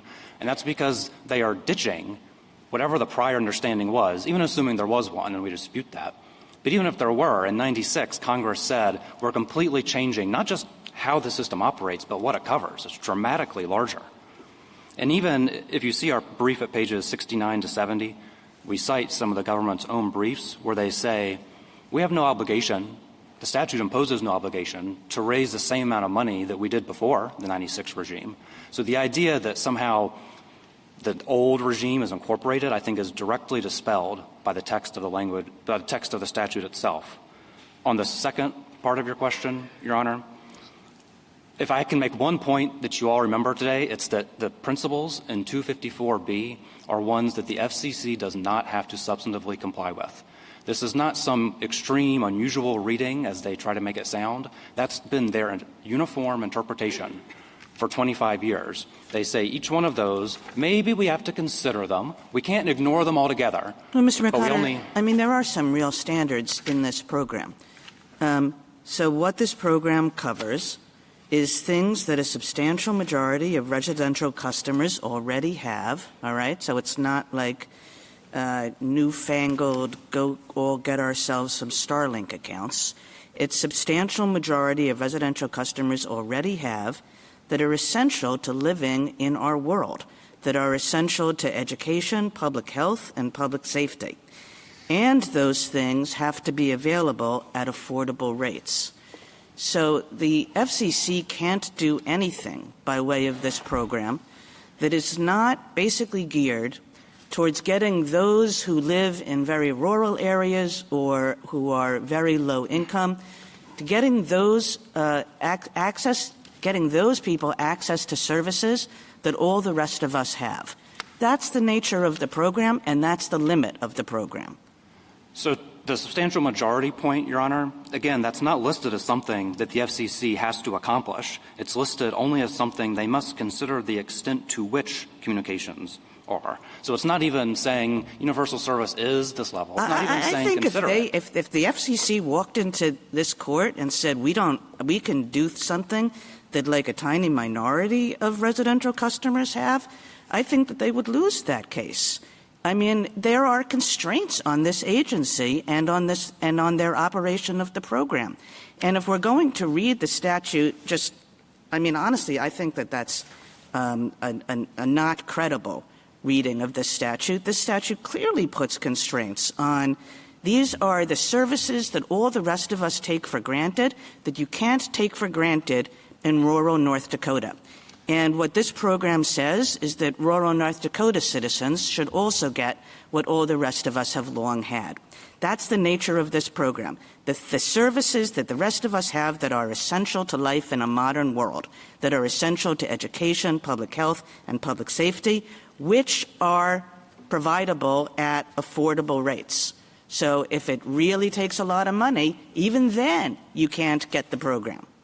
You can't get the service. Well, so I'll address the affordable point again because that came up a lot in the opening section. Again, affordability under 254B is something the FCC itself has said it does not actually have to comply with. It can pick any 254B principle, including one that it comes up with on its own, and say, that's what we're going for. That's the real limit. Mr. McCutter, I'm going to tell you again that if the FCC and maybe the Solicitor General can respond to this, but if the FCC came in and said, we don't have to worry about affordable rates and, they can be exorbitant rates and we're going to still go ahead and fund things from this program, that's just not a reasonable reading of the statute.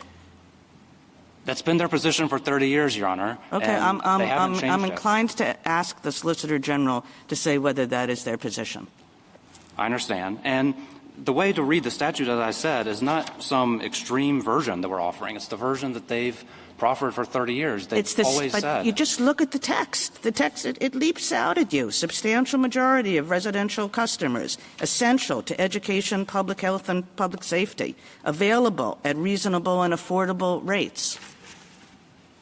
Again, those are things the FCC only must consider the extent to which. They don't even have to consider whether those are actually true. They have to say, do we think that this is true, and if so, to what extent? Okay, we've considered it.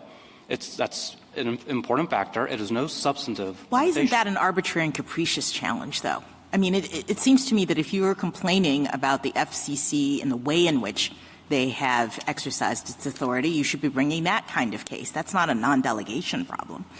I don't think it has to be one or the other, though, Your Honor. I think there has to be a distinction between the two if you're asking us to strike a statute down on a particular constitutional basis. But if the agency has such broad scope in the first place. Don't we have constitutional avoidance as a principle? If we could do it under arbitrary and capricious, shouldn't we be doing that rather than striking the statute down as unconstitutional?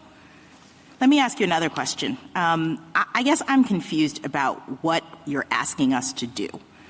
Your brief says that the court should, quote, take this opportunity to realign its non-delegation framework with its traditional understanding of the Constitution, end quote.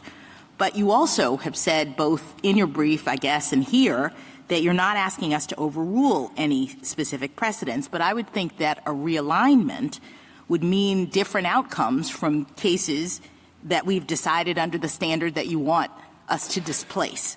So, if the intelligible principle test, in your view, has been yielding proper outcomes for the past century, then why do we need to revisit it? So we win even under the current framework, and that's why we say that the court need not necessarily overturn. So why do we need to revisit the framework? If you're right about all the past cases, if we got them right, then what's the need for having a new standard? So the main reason is that the intelligible principle test, as some judges have interpreted it, now, again, we don't quite agree with this view. In Judge Newsom's words, it's a punchline. It essentially allows transfers altogether of exclusive and strict legislative powers to agencies. And but not apparently in all the cases that you say got it right. So the solution. Oh, keep going. Sorry. No, I guess I'm really hyper-focused on the need for us to make any changes in terms of the legal standard that applies here. And the reason is in part because of what the Chief Justice Marshall said. We've quoted it a couple of times. This is delicate and difficult, this inquiry, but he goes on to say it's an inquiry into which a court will not enter unnecessarily, precisely because it's so hard. So I'm really trying to understand the need for us to come up with a different test or try to figure out something else, especially if you appear to concede that the outcomes of all these prior cases are correct. I think the outcomes of the cases are arguably correct under the original understanding. But again, part of that could just be coincidence. This Court has addressed certain statutes. We think a lot of them are distinguishable in certain ways that make them different from the statute here. Again, I don't think we should be slighted for saying that we win even under the modern test, though, because there is no clear boundary for the FCC's ability to set the amount to be raised. This Court has said that since American Power and Light, even under its most watered-down modern case law. Your position would say, I think, that a solution to the problem you identify could be a $1 trillion cap or a $100 billion cap, and that makes the position seem what exactly are you trying to accomplish? And that's exactly what Justice Thomas said in his Whitman concurrence. He says, just because there is an intelligible principle, assuming there is one, and obviously we don't, but even assuming there is one, it doesn't stop Congress from just handing over wholesale its power. Just like Justice Scalia said in his Mastretta dissent. Maybe I didn't phrase my question correctly. I think your position is that it needs a cap, correct? There needs to be some kind of objective limit. Okay, yes. So cap. It doesn't have to be a number. Just that's another. If I had to make a second point, but even if it has to be a number, you're not taking the further position, I don't think, that the number could be a cap. It could be very high. And then the question is, what exactly are we accomplishing? Well, so if Congress did set a $1 trillion cap, obviously it's unlikely, but at least then we would know that Congress itself has made that determination. It says, we think universal service is this important. We want the agency to be able to raise that much. How is that then different from saying we're not going to do a $1 trillion cap, but we're uncertain about the amount that will cover the costs of the program, and so we're going to use the term sufficient. And so I think you need to zero in on the word sufficient and why that's not enough of a constraint vis-a-vis the $1 trillion. Like we would be saying, I think if we agree with you, sufficient's not good enough, but $1 trillion is. And I think a lot of people would say that doesn't make a lot of sense. So what's the answer to that? Well, so the answer with the $1 trillion example is then we can say Congress has set the policy. That's the test this court had for 150 years. Congress sets the policy. It can't use just vague aspirations, but it sets the policy, leaves only details to be filled in. I think in that case, they've set the policy essentially, right? The policy that matters for this purpose, which is the amount to be raised. But if they just say raise a sufficient amount, but that's first just of all, because you say the amount to be – sorry, go ahead. That seems pretty empty, right? I mean, isn't that Justice Kavanaugh's point, that if they say $3 trillion or $5 trillion, it's just kind of throwing a number out there for the sake of throwing a number? Why have they really set the policy in a way that's meaningfully different than they did in this statute? But I still think if they put a particular objective limit like that, they have set the policy. They've said this is how important universal service is to us. The agency You're talking can about raise, you're still talking about just if they raise money through the fund this way. You're not talking about them appropriating the money, right? You're just saying correct, yes. This is the cap.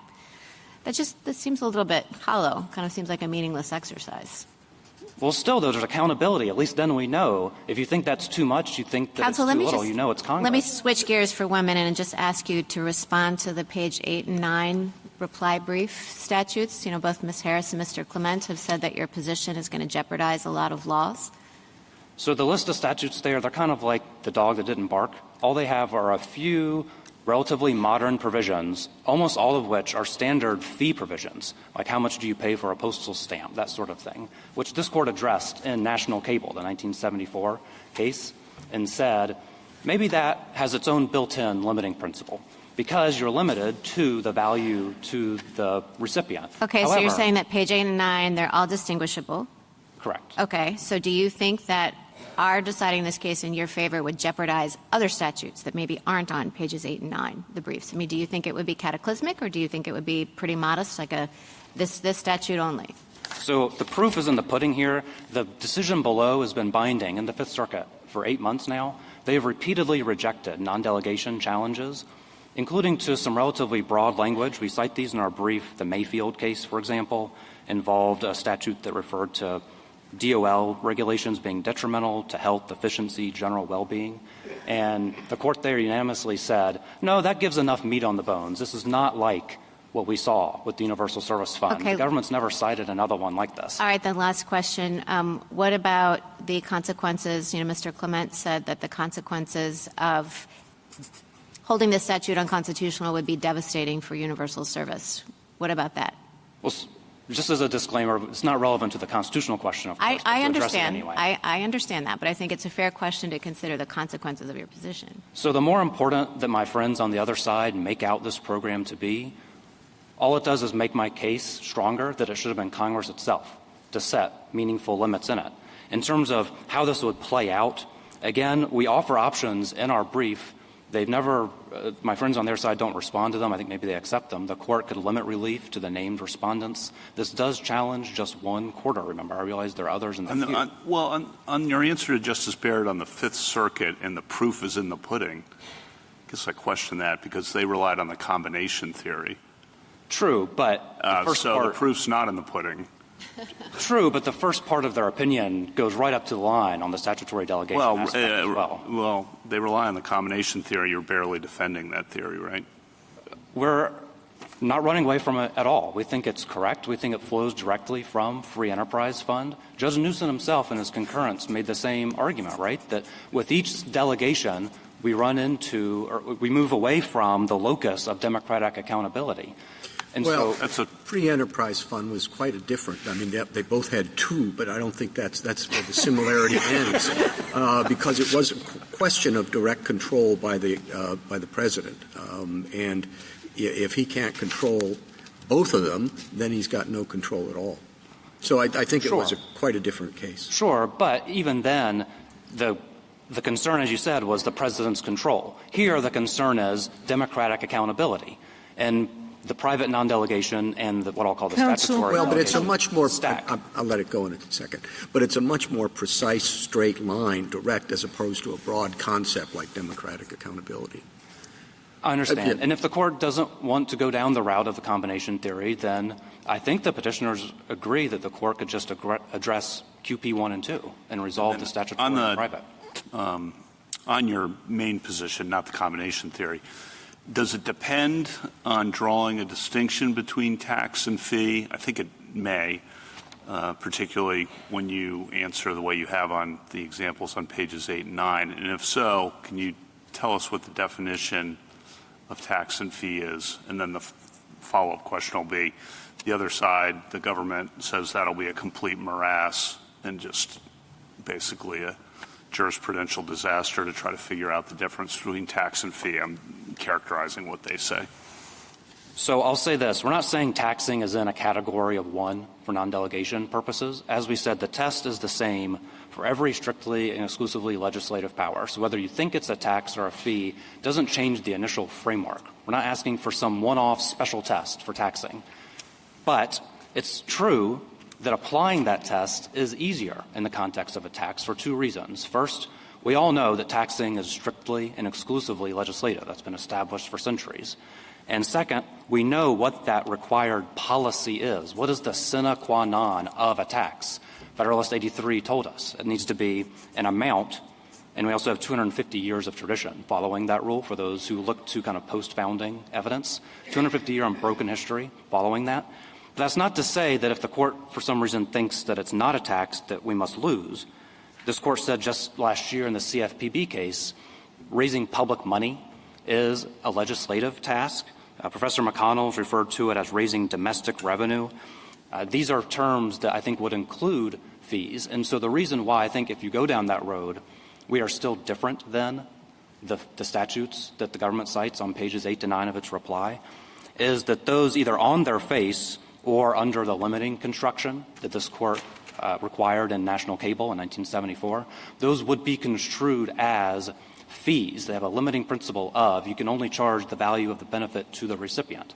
And maybe there's one statute like the OCC one that's kind of on the line and that's tough. It's a more modern statute. You know, maybe that one is questionable. I'm sorry, why isn't sufficiency a limit that is similar? Well, so sufficient, well, as you said, sufficient to run this program? Sufficiency is not a mandate, first of all. They don't have to actually do that. In 254B, it's listed as a principle they've already said for 30 years. They don't have to follow any particular principle. In 254E, there's also a reference to sufficiency. It says should. Again, you're saying that we should interpret this statute to say that that word sufficient is not imposing a requirement, meaning sufficient what is required to do these services, but not more than that? Yes, because that's what the FCC itself has said for 30 years. Okay, I'll add that to my list of things that I think would be an unreasonable statutory interpretation. Sufficiency means, like when I call the pizza operator and say, I want you to send me pizza sufficient for 10 people, and then an 18-wheeler shows up. That is not an accurate understanding of what I asked for. Well, I think the key distinction there is at least you have an objective limitation on the end, right? Sufficient pizza for 10 people. Okay, we'll give them the benefit of the doubt. Yeah, so I take that point. So it is sufficient for what? And then we go back to my earlier things. So then it's sufficient to get the people in these rural and low-income people, these populations. It's to get them the services that the rest of us have, that the majority of us have, that are necessary for education, public health, and safety, and that can be accomplished at reasonable and affordable rates. That's the nature. That's the substantive mandate. Sufficient is that's how much you have to raise, is to do that and nothing else. And again, I return to 254C1 principles are not mandatory except that the FCC must consider them. And even that, honestly, is giving too much. The word statute says that the FCC uses the word, shall base its policies on the 6 universal service principles. You keep saying that for 30 years the FCC has said it doesn't. I find 2 cases where briefs were submitted where it said that, but I don't see that anywhere in the SG's brief here. And I certainly don't see it controlling the outcome of at least 2 circuits, the 5th and I think it was the 10th, who invalidated certain regulations, certain things by the FCC because they ignored the principles. So you can't have it both ways. Well, so on your so if we say they're just plain wrong, these principles are binding on their decision-making, which I don't think they're going to dispute. It may well be that they come in conflict at some point or they're not pertinent to another issue. That always happens. But you're sort of saying the principles set no limits. Well, so on the first part of your question, Your Honor, they do say in their reply brief, they say, I quoted out of context one of their briefs saying that the 254 principles don't have to be complied with. Exactly. And they say, if you read the rest of what we said was in light of other statutory obligations. And so what they're saying, as they've said for 30 years, is at most we can have to consider the 254B principles. At most we have to follow one of them. And we can say one is more important than the others. It could be one we came up with. We don't actually have to follow substantively any of them. And don't they have to sometimes make choices between them? I mean, one, for example, talks about reasonable and affordable, but then 2 says advanced telecommunications services should be provided in all regions of the nation. And that doesn't have a reasonable or financial limitation at all. And I'm not sure I understand why you're fighting the notion that if they were bound by them somehow, they would still provide guidance. Sure. So we obviously make that argument that even if 254B principles are all mandatory in every way you could think of, as Judge Newsom said in his concurrence, they are all mealy-mouthed shibboleths. They're just generic terms.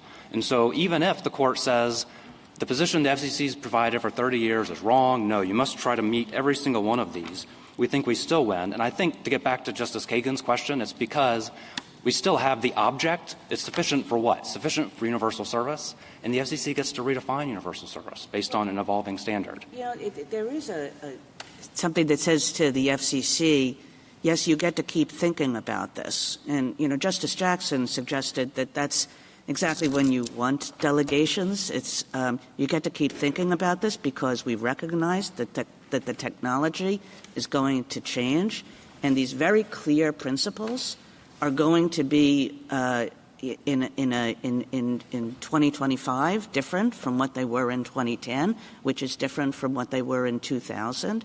So, but the guidelines are quite clear. A substantial majority of people already have to have them. They have to be at affordable and reasonable rates. And what's the one I'm missing? They have to be essential to essentially, live in our modern society for education and health and safety. I mean, if you go through what this program is providing, what would you cut out? I'm sorry, what would I cut from? Yeah, I would because, add things to the statute. to me, it's like, okay, what it's providing is landline connections, and now broadband in very rural areas, about a $9 per month subsidy for people who live who live below the poverty line, rural health to ensure that we facilitate telehealth services and allow rural clinics to operate. I mean, this is all basic stuff. These are not exorbitant things. These are not gratuitous things. This is just like the way the FCC has operated that program is consistent with the standards that have been set in this program, which is these are providing basic services for people who live in North Dakota and for people who live below the poverty line. And by the way, as Mr. Clements said, those basic services benefit all of us because we should all be able to talk to people in North Dakota. So on that point, I'd respectfully direct you to our opening brief. Search for where we use the phrase wealthy Montanans on ranchettes. It's a phrase used by a scholar saying this money gets used for things like that. They're taking money from people who are just above the line to receive, say, lifeline assistance, and it goes to help people who are rural but who are already wealthy and that sort of thing. So the idea that this is just an unalloyed good, we would respectfully disagree with. The GAO reports say that for 20 years. I think you can't have a government program that doesn't have a couple of instances, a few instances, some instances of, where somebody could come in and say, this goes too far. Probably so. Time to make an arbitrary and capricious challenge. If I could address your prior point about the changing technology. So we're not challenging, we made this very clear, we're not challenging the spending on the back end, and the FCC can address changing technology on the back end by saying, here's the new equipment that we think people should have. We've already, in that case, if they've constitutionally raised the money, have much broader leeway. You should see footnote 11 in our opening brief that explains the distinction. But the point is, there are other programs like this. Think like in the sense that they have changing technology, think of Medicare. Obviously the medical treatments are changing every day, but yet Congress has set objective rules on the Medicare tax. I would have understood your argument not to be that they're spending too much and subsidizing wealthy Montanans, which does happen in rural areas and Colorado too, but maybe that they're also spending too little. And maybe we should have cell phones for everyone under this standard. I mean, wouldn't that be advanced telecommunications services for everybody? And don't most people have them? And therefore, shouldn't everybody have them? And I had understood your argument to be not that they're spending too little or too much, but that nobody can tell what the right answer is. That's certainly right. There's nothing to stop the agency from doing that. And to respond on this point about advanced telecommunication services, the idea that it's somehow limited only to schools and libraries. If we're going to make 254B mandatory, I'll point you to 254B2, which says access to advanced telecommunications information services should be provided in all regions of the nation. So there we go, Starlink for the whole nation. Maybe they're not spending enough. Who knows? And this kind of gets to one of the questions, I think it was from Justice Barrett, about whether there are kind of judicially manageable standards and that sort of thing. And again, that's why I strongly push back on the idea that this incorporated some pre-existing framework. Congress made clear it was not. It fundamentally overhauled it by letting the FCC on an evolving basis redefine this. It's the exact opposite of a judicially manageable standard. Thank you, counsel. Justice Thomas. Justice Alito. I am quite concerned about the effects of a decision in your favor on the grounds that you have been pressing this morning. In the end, that may not matter, but I would like to know what such a decision would mean. So to start out, what would be the effect on people in rural areas if this is held to be unconstitutional and Congress does not act? Where should I look to get an accurate picture of the answer to that question? So I would look to our response brief first, where we say the court could limit relief to the named respondents. I think that's one, at least potential answer there. I think you could also No, go ahead. Sorry, and so you could also look to the Fifth Circuit, en banc opinion, which did not even vacate the quarterly contribution factor at issue here, simply remanded to the agency. And so I realize that that may turn in part on how the court actually rules on the merits, but that's another possible remedy here, which is that the FCC decision isn't even vacated in the meantime. Well, the Fifth Circuit based its decision on the combination theory. And if we were to affirm on the basis of the combination theory, the problem could be fixed rather readily, I would think, by the FCC itself. Isn't that right? It could. And I find it telling that in the 8 months since the opinion came out, they haven't actually tried to do so for subsequent quarters. So, again, where should I look to get an accurate picture of the empirical situation? Are there studies? I'm not sure that the best source I could give you, Your Honor, on that. I think the answer is that Congress would have an opportunity to take the reins and decide what do we really want universal service to be. It's so important. As I say, my friends on the other side insist this is the most important program in the country, but yet they think that perhaps it's not one where Congress itself needed to impose any real limits. I think if it's that important, then Congress will step up. I think even Mr. Clement admitted, essentially, of course Congress would step up here. Well, another concern is the effect on other statutes. And I sort of throw up my hands at dealing with this. This has come up before. This sort of argument made by the Solicitor General has come up before. It was made in the CFPB case last term. I don't blame the government at all for making it, but the argument is made that if you decide a case in a particular way, it is going to result in imperiling, dooming a whole list of statutes. And maybe that's true, maybe that's not true, but each one of those would require individual determination, and we don't have briefing on all of those statutes. So maybe that's something that the Solicitor General could address. Maybe that's directed more to her than to you, but do you have thoughts on that?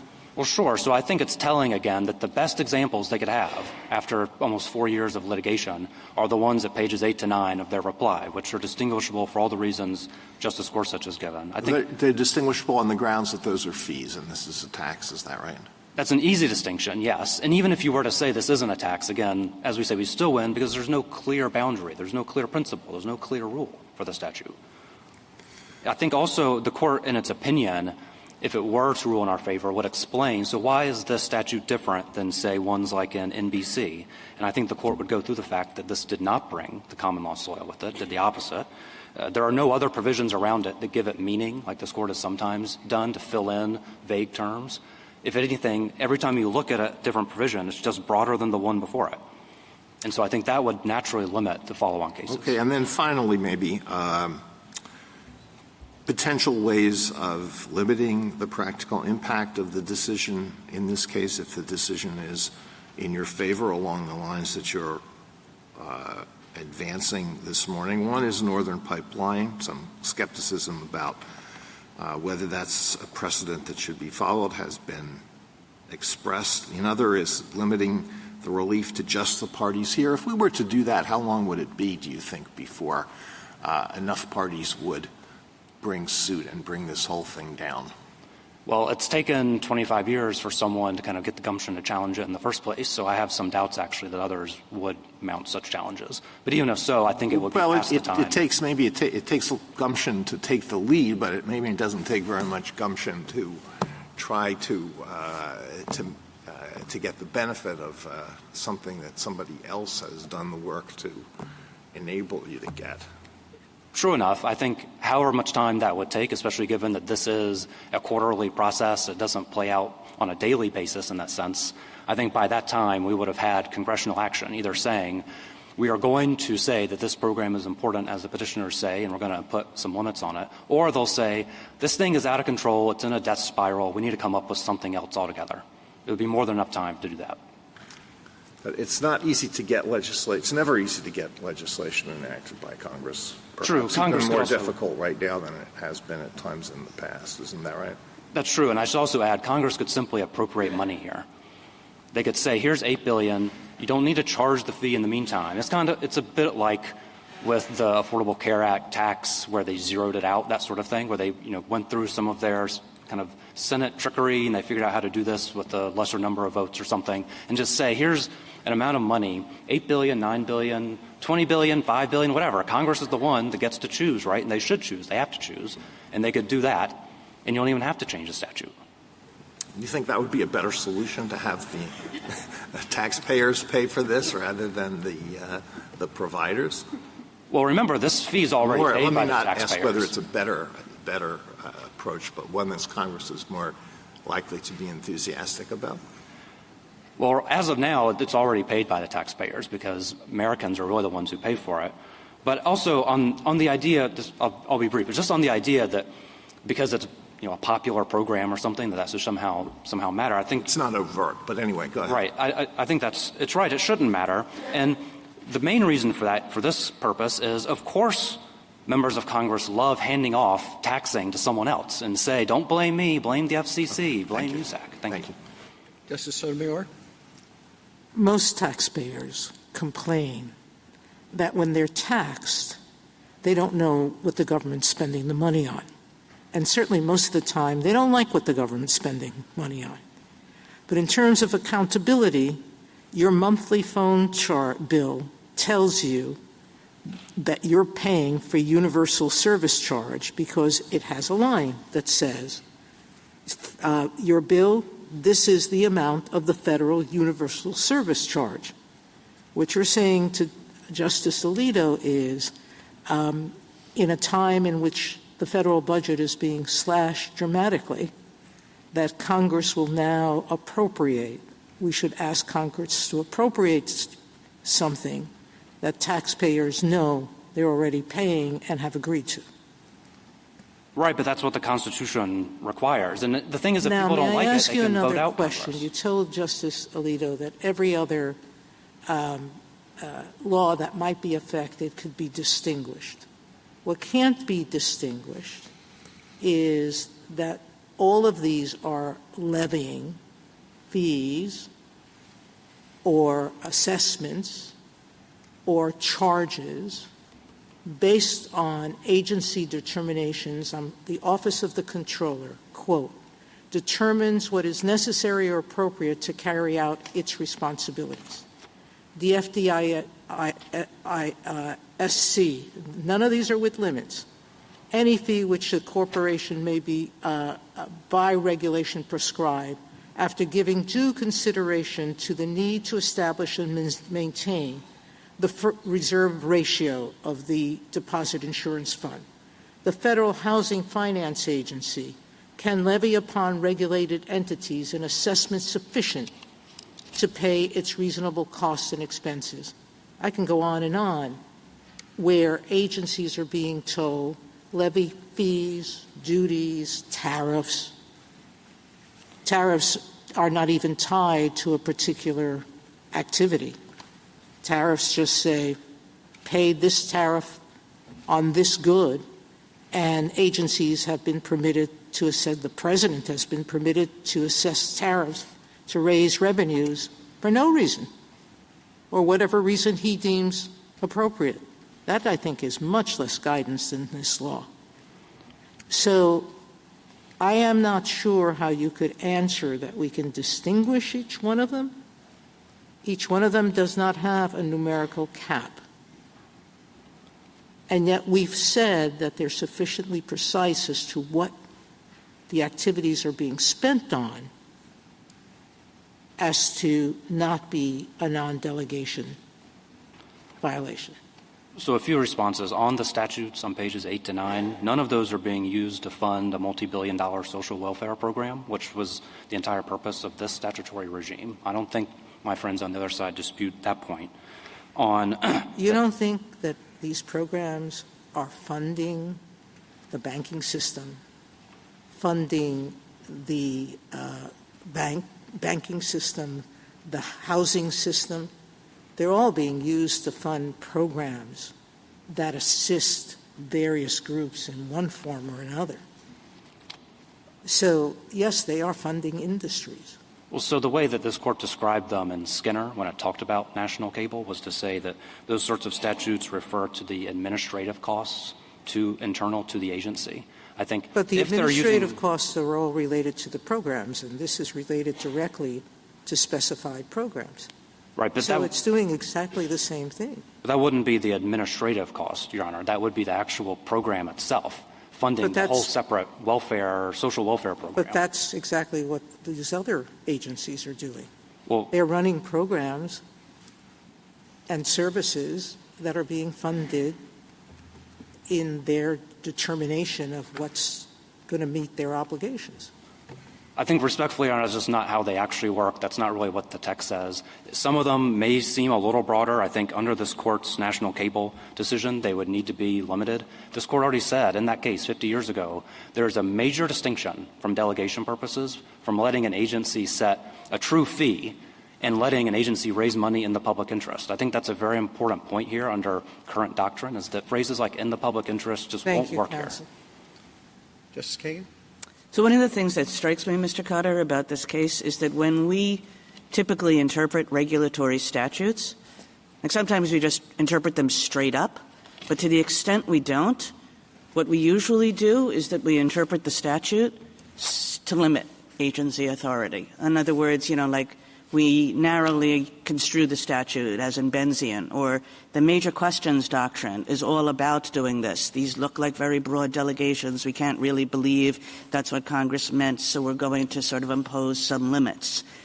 And what you're asking us to do, I think, is kind of the opposite. Is like instead of doing that or reading the statute straight up, what you're saying is that we should read this statute as expansively as possible, to give the agency as much power as it could possibly be viewed as giving, and all in order to, in the end, blow the statute up.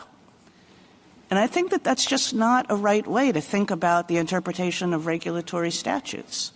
So, again, this sort of goes back to this statute has plenty in it that imposes limits on what the FCC is doing. And why shouldn't we interpret the statute, which, I think both sides in Gundy thought that the one thing that they agreed on was the first thing you do in a delegation case is interpret the statute. We interpret the statute. There's a lot of limits here. The agency can raise the money that's good enough, but no more, to satisfy a pretty clear mandate, which is to provide basic services, those services necessary for public health and safety and education, basic services for people of low income in rural areas who don't have what a substantial majority of us do have. That's a pretty clear directive to the agency. And that seems to me consistent with the way we should interpret statutes in this context. So as the en banc decision below said, there are a lot of words here, but there are not a lot of limits, especially when it comes to raising the amount. And I realize we might disagree. I'm just going to interrupt. I'm going to give you time to answer, but I'm just going to interrupt. I actually think that the lot of words here makes it seem as though it's a little bit more loose than it in fact is, like the fact that there are 6 factors and stuff like that. The lot of words are actually masking an extremely clear mandate to the agency. This agency knows what it's supposed to do under this statute, which is exactly what this agency has been doing. This goes back to Mr. Clement's historical point. It's basically what this agency has been doing since the 1930s. Well, again, okay, sorry. Well, sorry, I was going to say, again, remember the key inquiry here. What is the fundamental object, right? Universal service. The FCC gets to define it on an evolving standard. And it's not an extraordinary interpretation to read it as it says, which is that in 254C, the FCC need only consider the extent to which, and then it lists some of these factors. And so we read it just straight up. Again, this is not, respectfully, it's just not an unusual interpretation to say the FCC, sure, they must consider it, and if they don't, that could be an APA challenge. But we're going to assume they did consider it, and they're not actually substantively limited by these sorts of things. On the list of policies in Schechter Poultry, there was a similar list of principles, list of policies, including non-discriminatory provisions. The codes adopted needed to be equitable, things like that. Words that may, in other contexts, have provided enough, but because they're added on with all these other provisions that make clear, agency, you can go ahead and kind of do what you want here. And just to be clear, we're completely freeing you from the pre-existing doctrine. So Mr. Clement said this isn't one of those cases where Congress said, hey, agency, figure it out. Respectfully, we just disagree. I think that's exactly what happened here. Thank you. Justice Gorsuch? Justice Kavanaugh? I do have a few. On accountability, I assume, because I haven't heard it from you, you don't have any separate problem here with the fact that it's the FCC and that's commonly thought of to be independent. Either it's not independent, as the government says, or you don't think that's an additional problem. Is that correct? It's perhaps a minor plus factor. We're not raising a separate challenge on that basis, no. Okay. Second, are you asking us to do anything with Skinner? So the way we interpret Skinner, I think this is the fair reading of it, given all the cases before and after, is that the nature of the power at issue does matter. The Court said that since Wayman. And to the extent the Court went further, all it said was something that we're willing to agree with, although we went either way, which is that taxing is not in a category of one, essentially. It's not some unique specific thing, although historically we think it is. We think that's important, but we don't want to tie the whole case to that point. And so, in our view, at most, that's what Skinner said. And so whether you view it as a tax or a fee, we win either way. Skinner doesn't control beyond that. Is your argument that the word sufficient is too loose, or the back-end objects are too loose, or both? It's not just sufficient is too loose. There are many principles in here that are too loose because even if you think they might have some meat on the bones, again, the FCC doesn't have to comply with any particular 254. But you are arguing sufficient, the word sufficient, even if the back-end objects were more specific. You understand the question? I think I do. Yeah. And what I would say is it's not as if we have a statute where Congress said, FCC, please raise money and you can spend up to $8 billion. I think then the reasonable interpretation, as Justice Kagan would say, is, okay, let's kind of tie those two together there and put them in, let's try to avoid a constitutional problem. But here, on the back-end spending, it's not like they suddenly have some real objective limits there either. Yeah. And then on your point about limiting relief to the named parties, I guess I'm not understanding that at all because would not be it's not a district court ruling. This ruling would be binding through vertical stare decisis throughout the country. And I assume you want to react to that. I think the named relief thing doesn't help you at all. Well, so two responses. First, the government's always asking this court to limit relief to the named parties for once they found someone who's willing to agree to it. So it must make some distinction. Second, I think it's more applicable to the quarters that are kind of already in the hopper. So for all the ones that have already been approved, as it were, for those, limiting relief to the named parties, especially given that the time limit to bring FCC challenges. Let's play this out. We've had this discussion before in past years, the past few years, but if this court were to say that it's unconstitutional for the FCC to continue in this way, even though the named parties are here before us, my understanding of what the government has said before is we would comply with what the Supreme Court said. Sure. I think it's important that they say that, but this is really important. You don't think they would do that?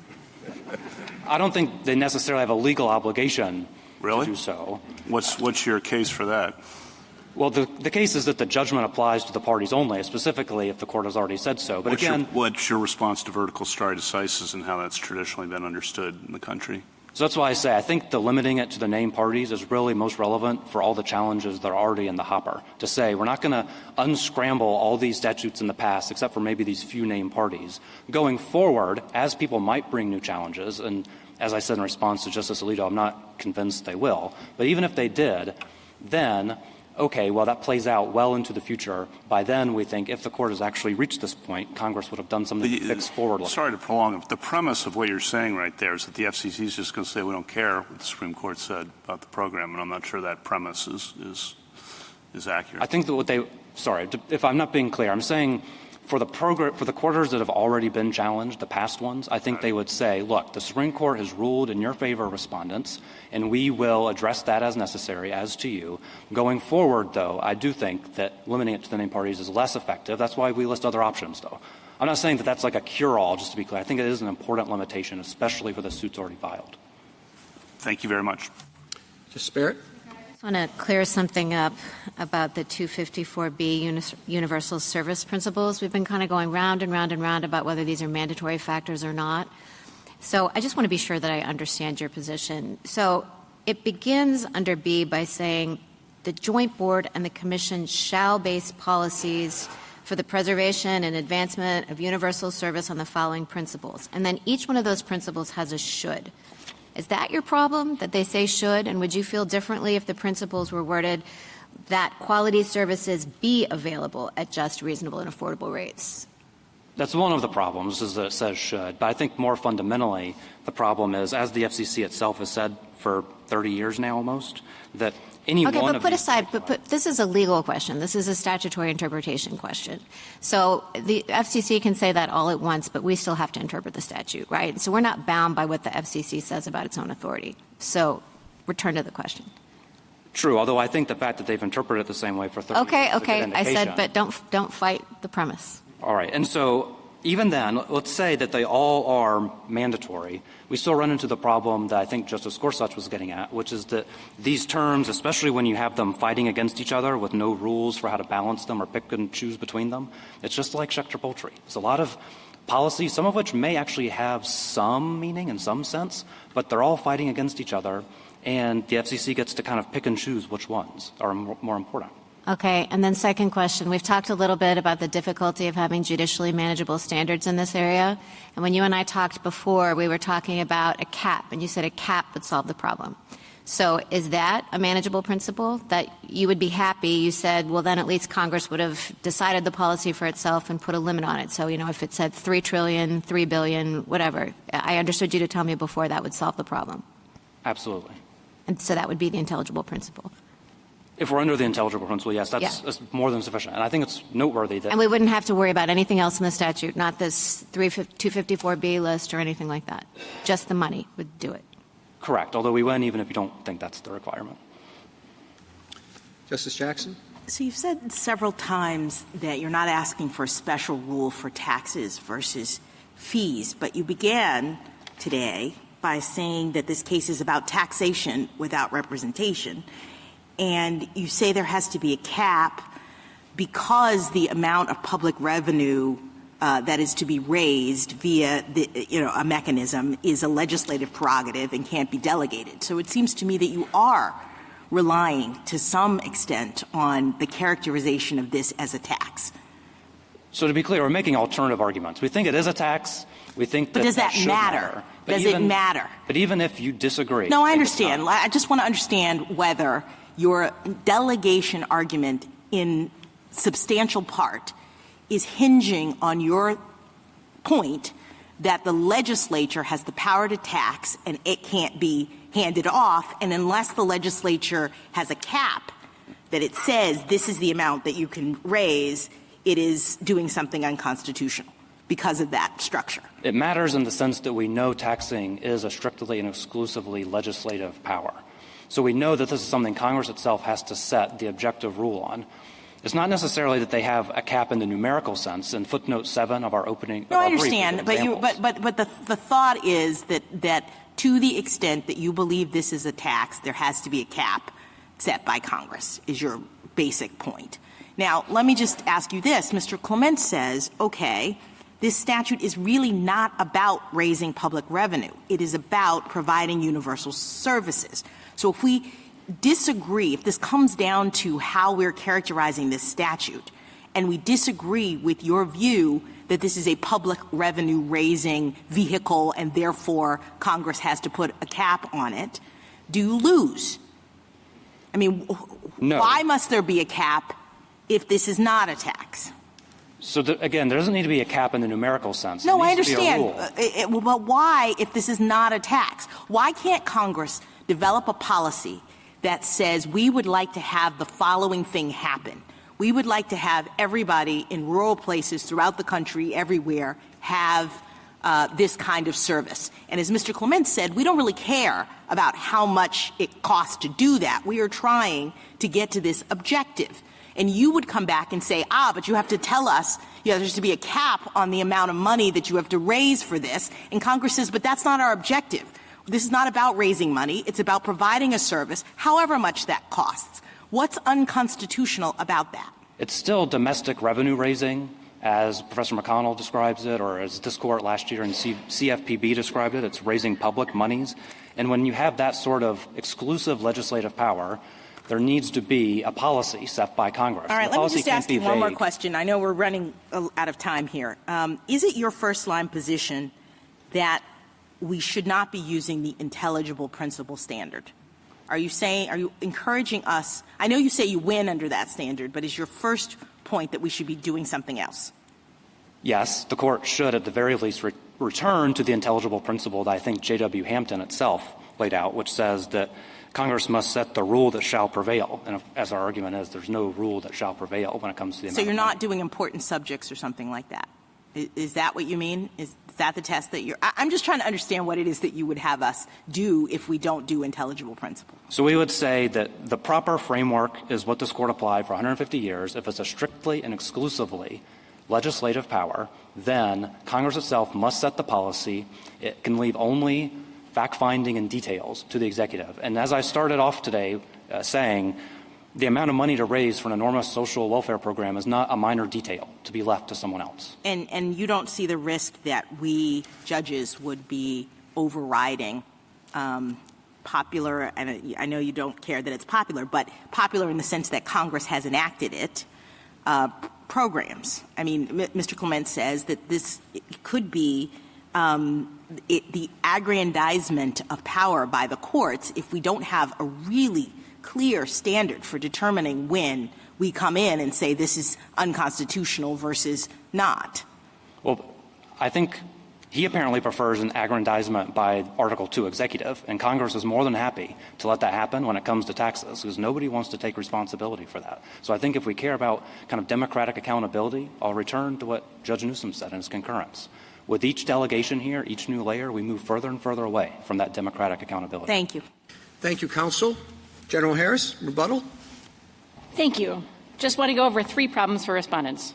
1, I candidly don't know what the rule is at this point. On the one hand, there is an anomalous rule that is foreign to the non-delegation precedents, apparently for taxes, fees, and other revenue-raising exactions. And I don't know how it can possibly be squared as something that preserves the separation of powers. When saying that an agency can raise up to $1 trillion with no further restrictions is somehow not a non-delegation problem, but tying what an agency can extract from a particular set of people tied to the specific needs of a program is somehow constitutionally unconscionable. I think there is a grave risk that if the court went down that path, the court would not be revitalizing the non-delegation doctrine or giving it meaningful teeth. It will just crop up case by case new exclusively legislative powers. What is the new sort of limit that is going to be reverse engineered for that one? That is chaos. Second, respondent is ignoring the very real constraints in Section 254. This is a little bit of an odd case in which the government is fervently insisting that the terms of the statute are mandatory, and yet respondents won't take yes for an answer, that it is really, really a constraint. And you know that 254 is mandatory for a couple of reasons, not just the fact that 254 starts with shall, as Justice Barrett and others have pointed out, but the fact that this is a highly repetitive statutory scheme. So all of the things in Section 254B actually recur elsewhere in the statute. 254D is a shall with respect to the equitable and non-discriminatory rates.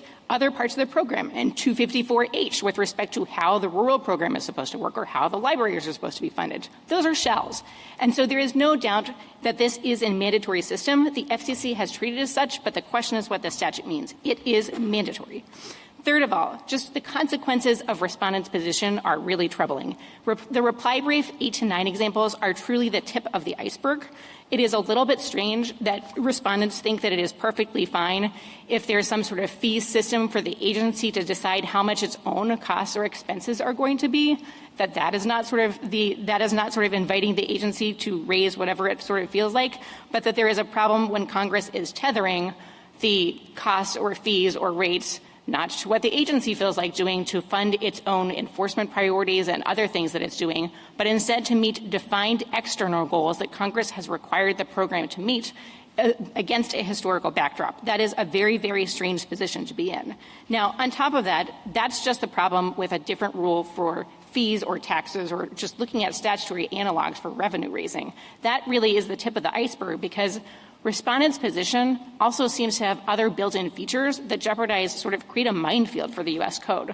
One of which is if the idea is you can't ever have balancing of factors in a statute without running into a non-delegation problem, guess what? Agencies are delegated with a lot of balancing of factors. It doesn't mean they have no constraints at all. It means they have to do both. So this court should not stray from the path. Thank you. Thank you, counsel. The case is submitted.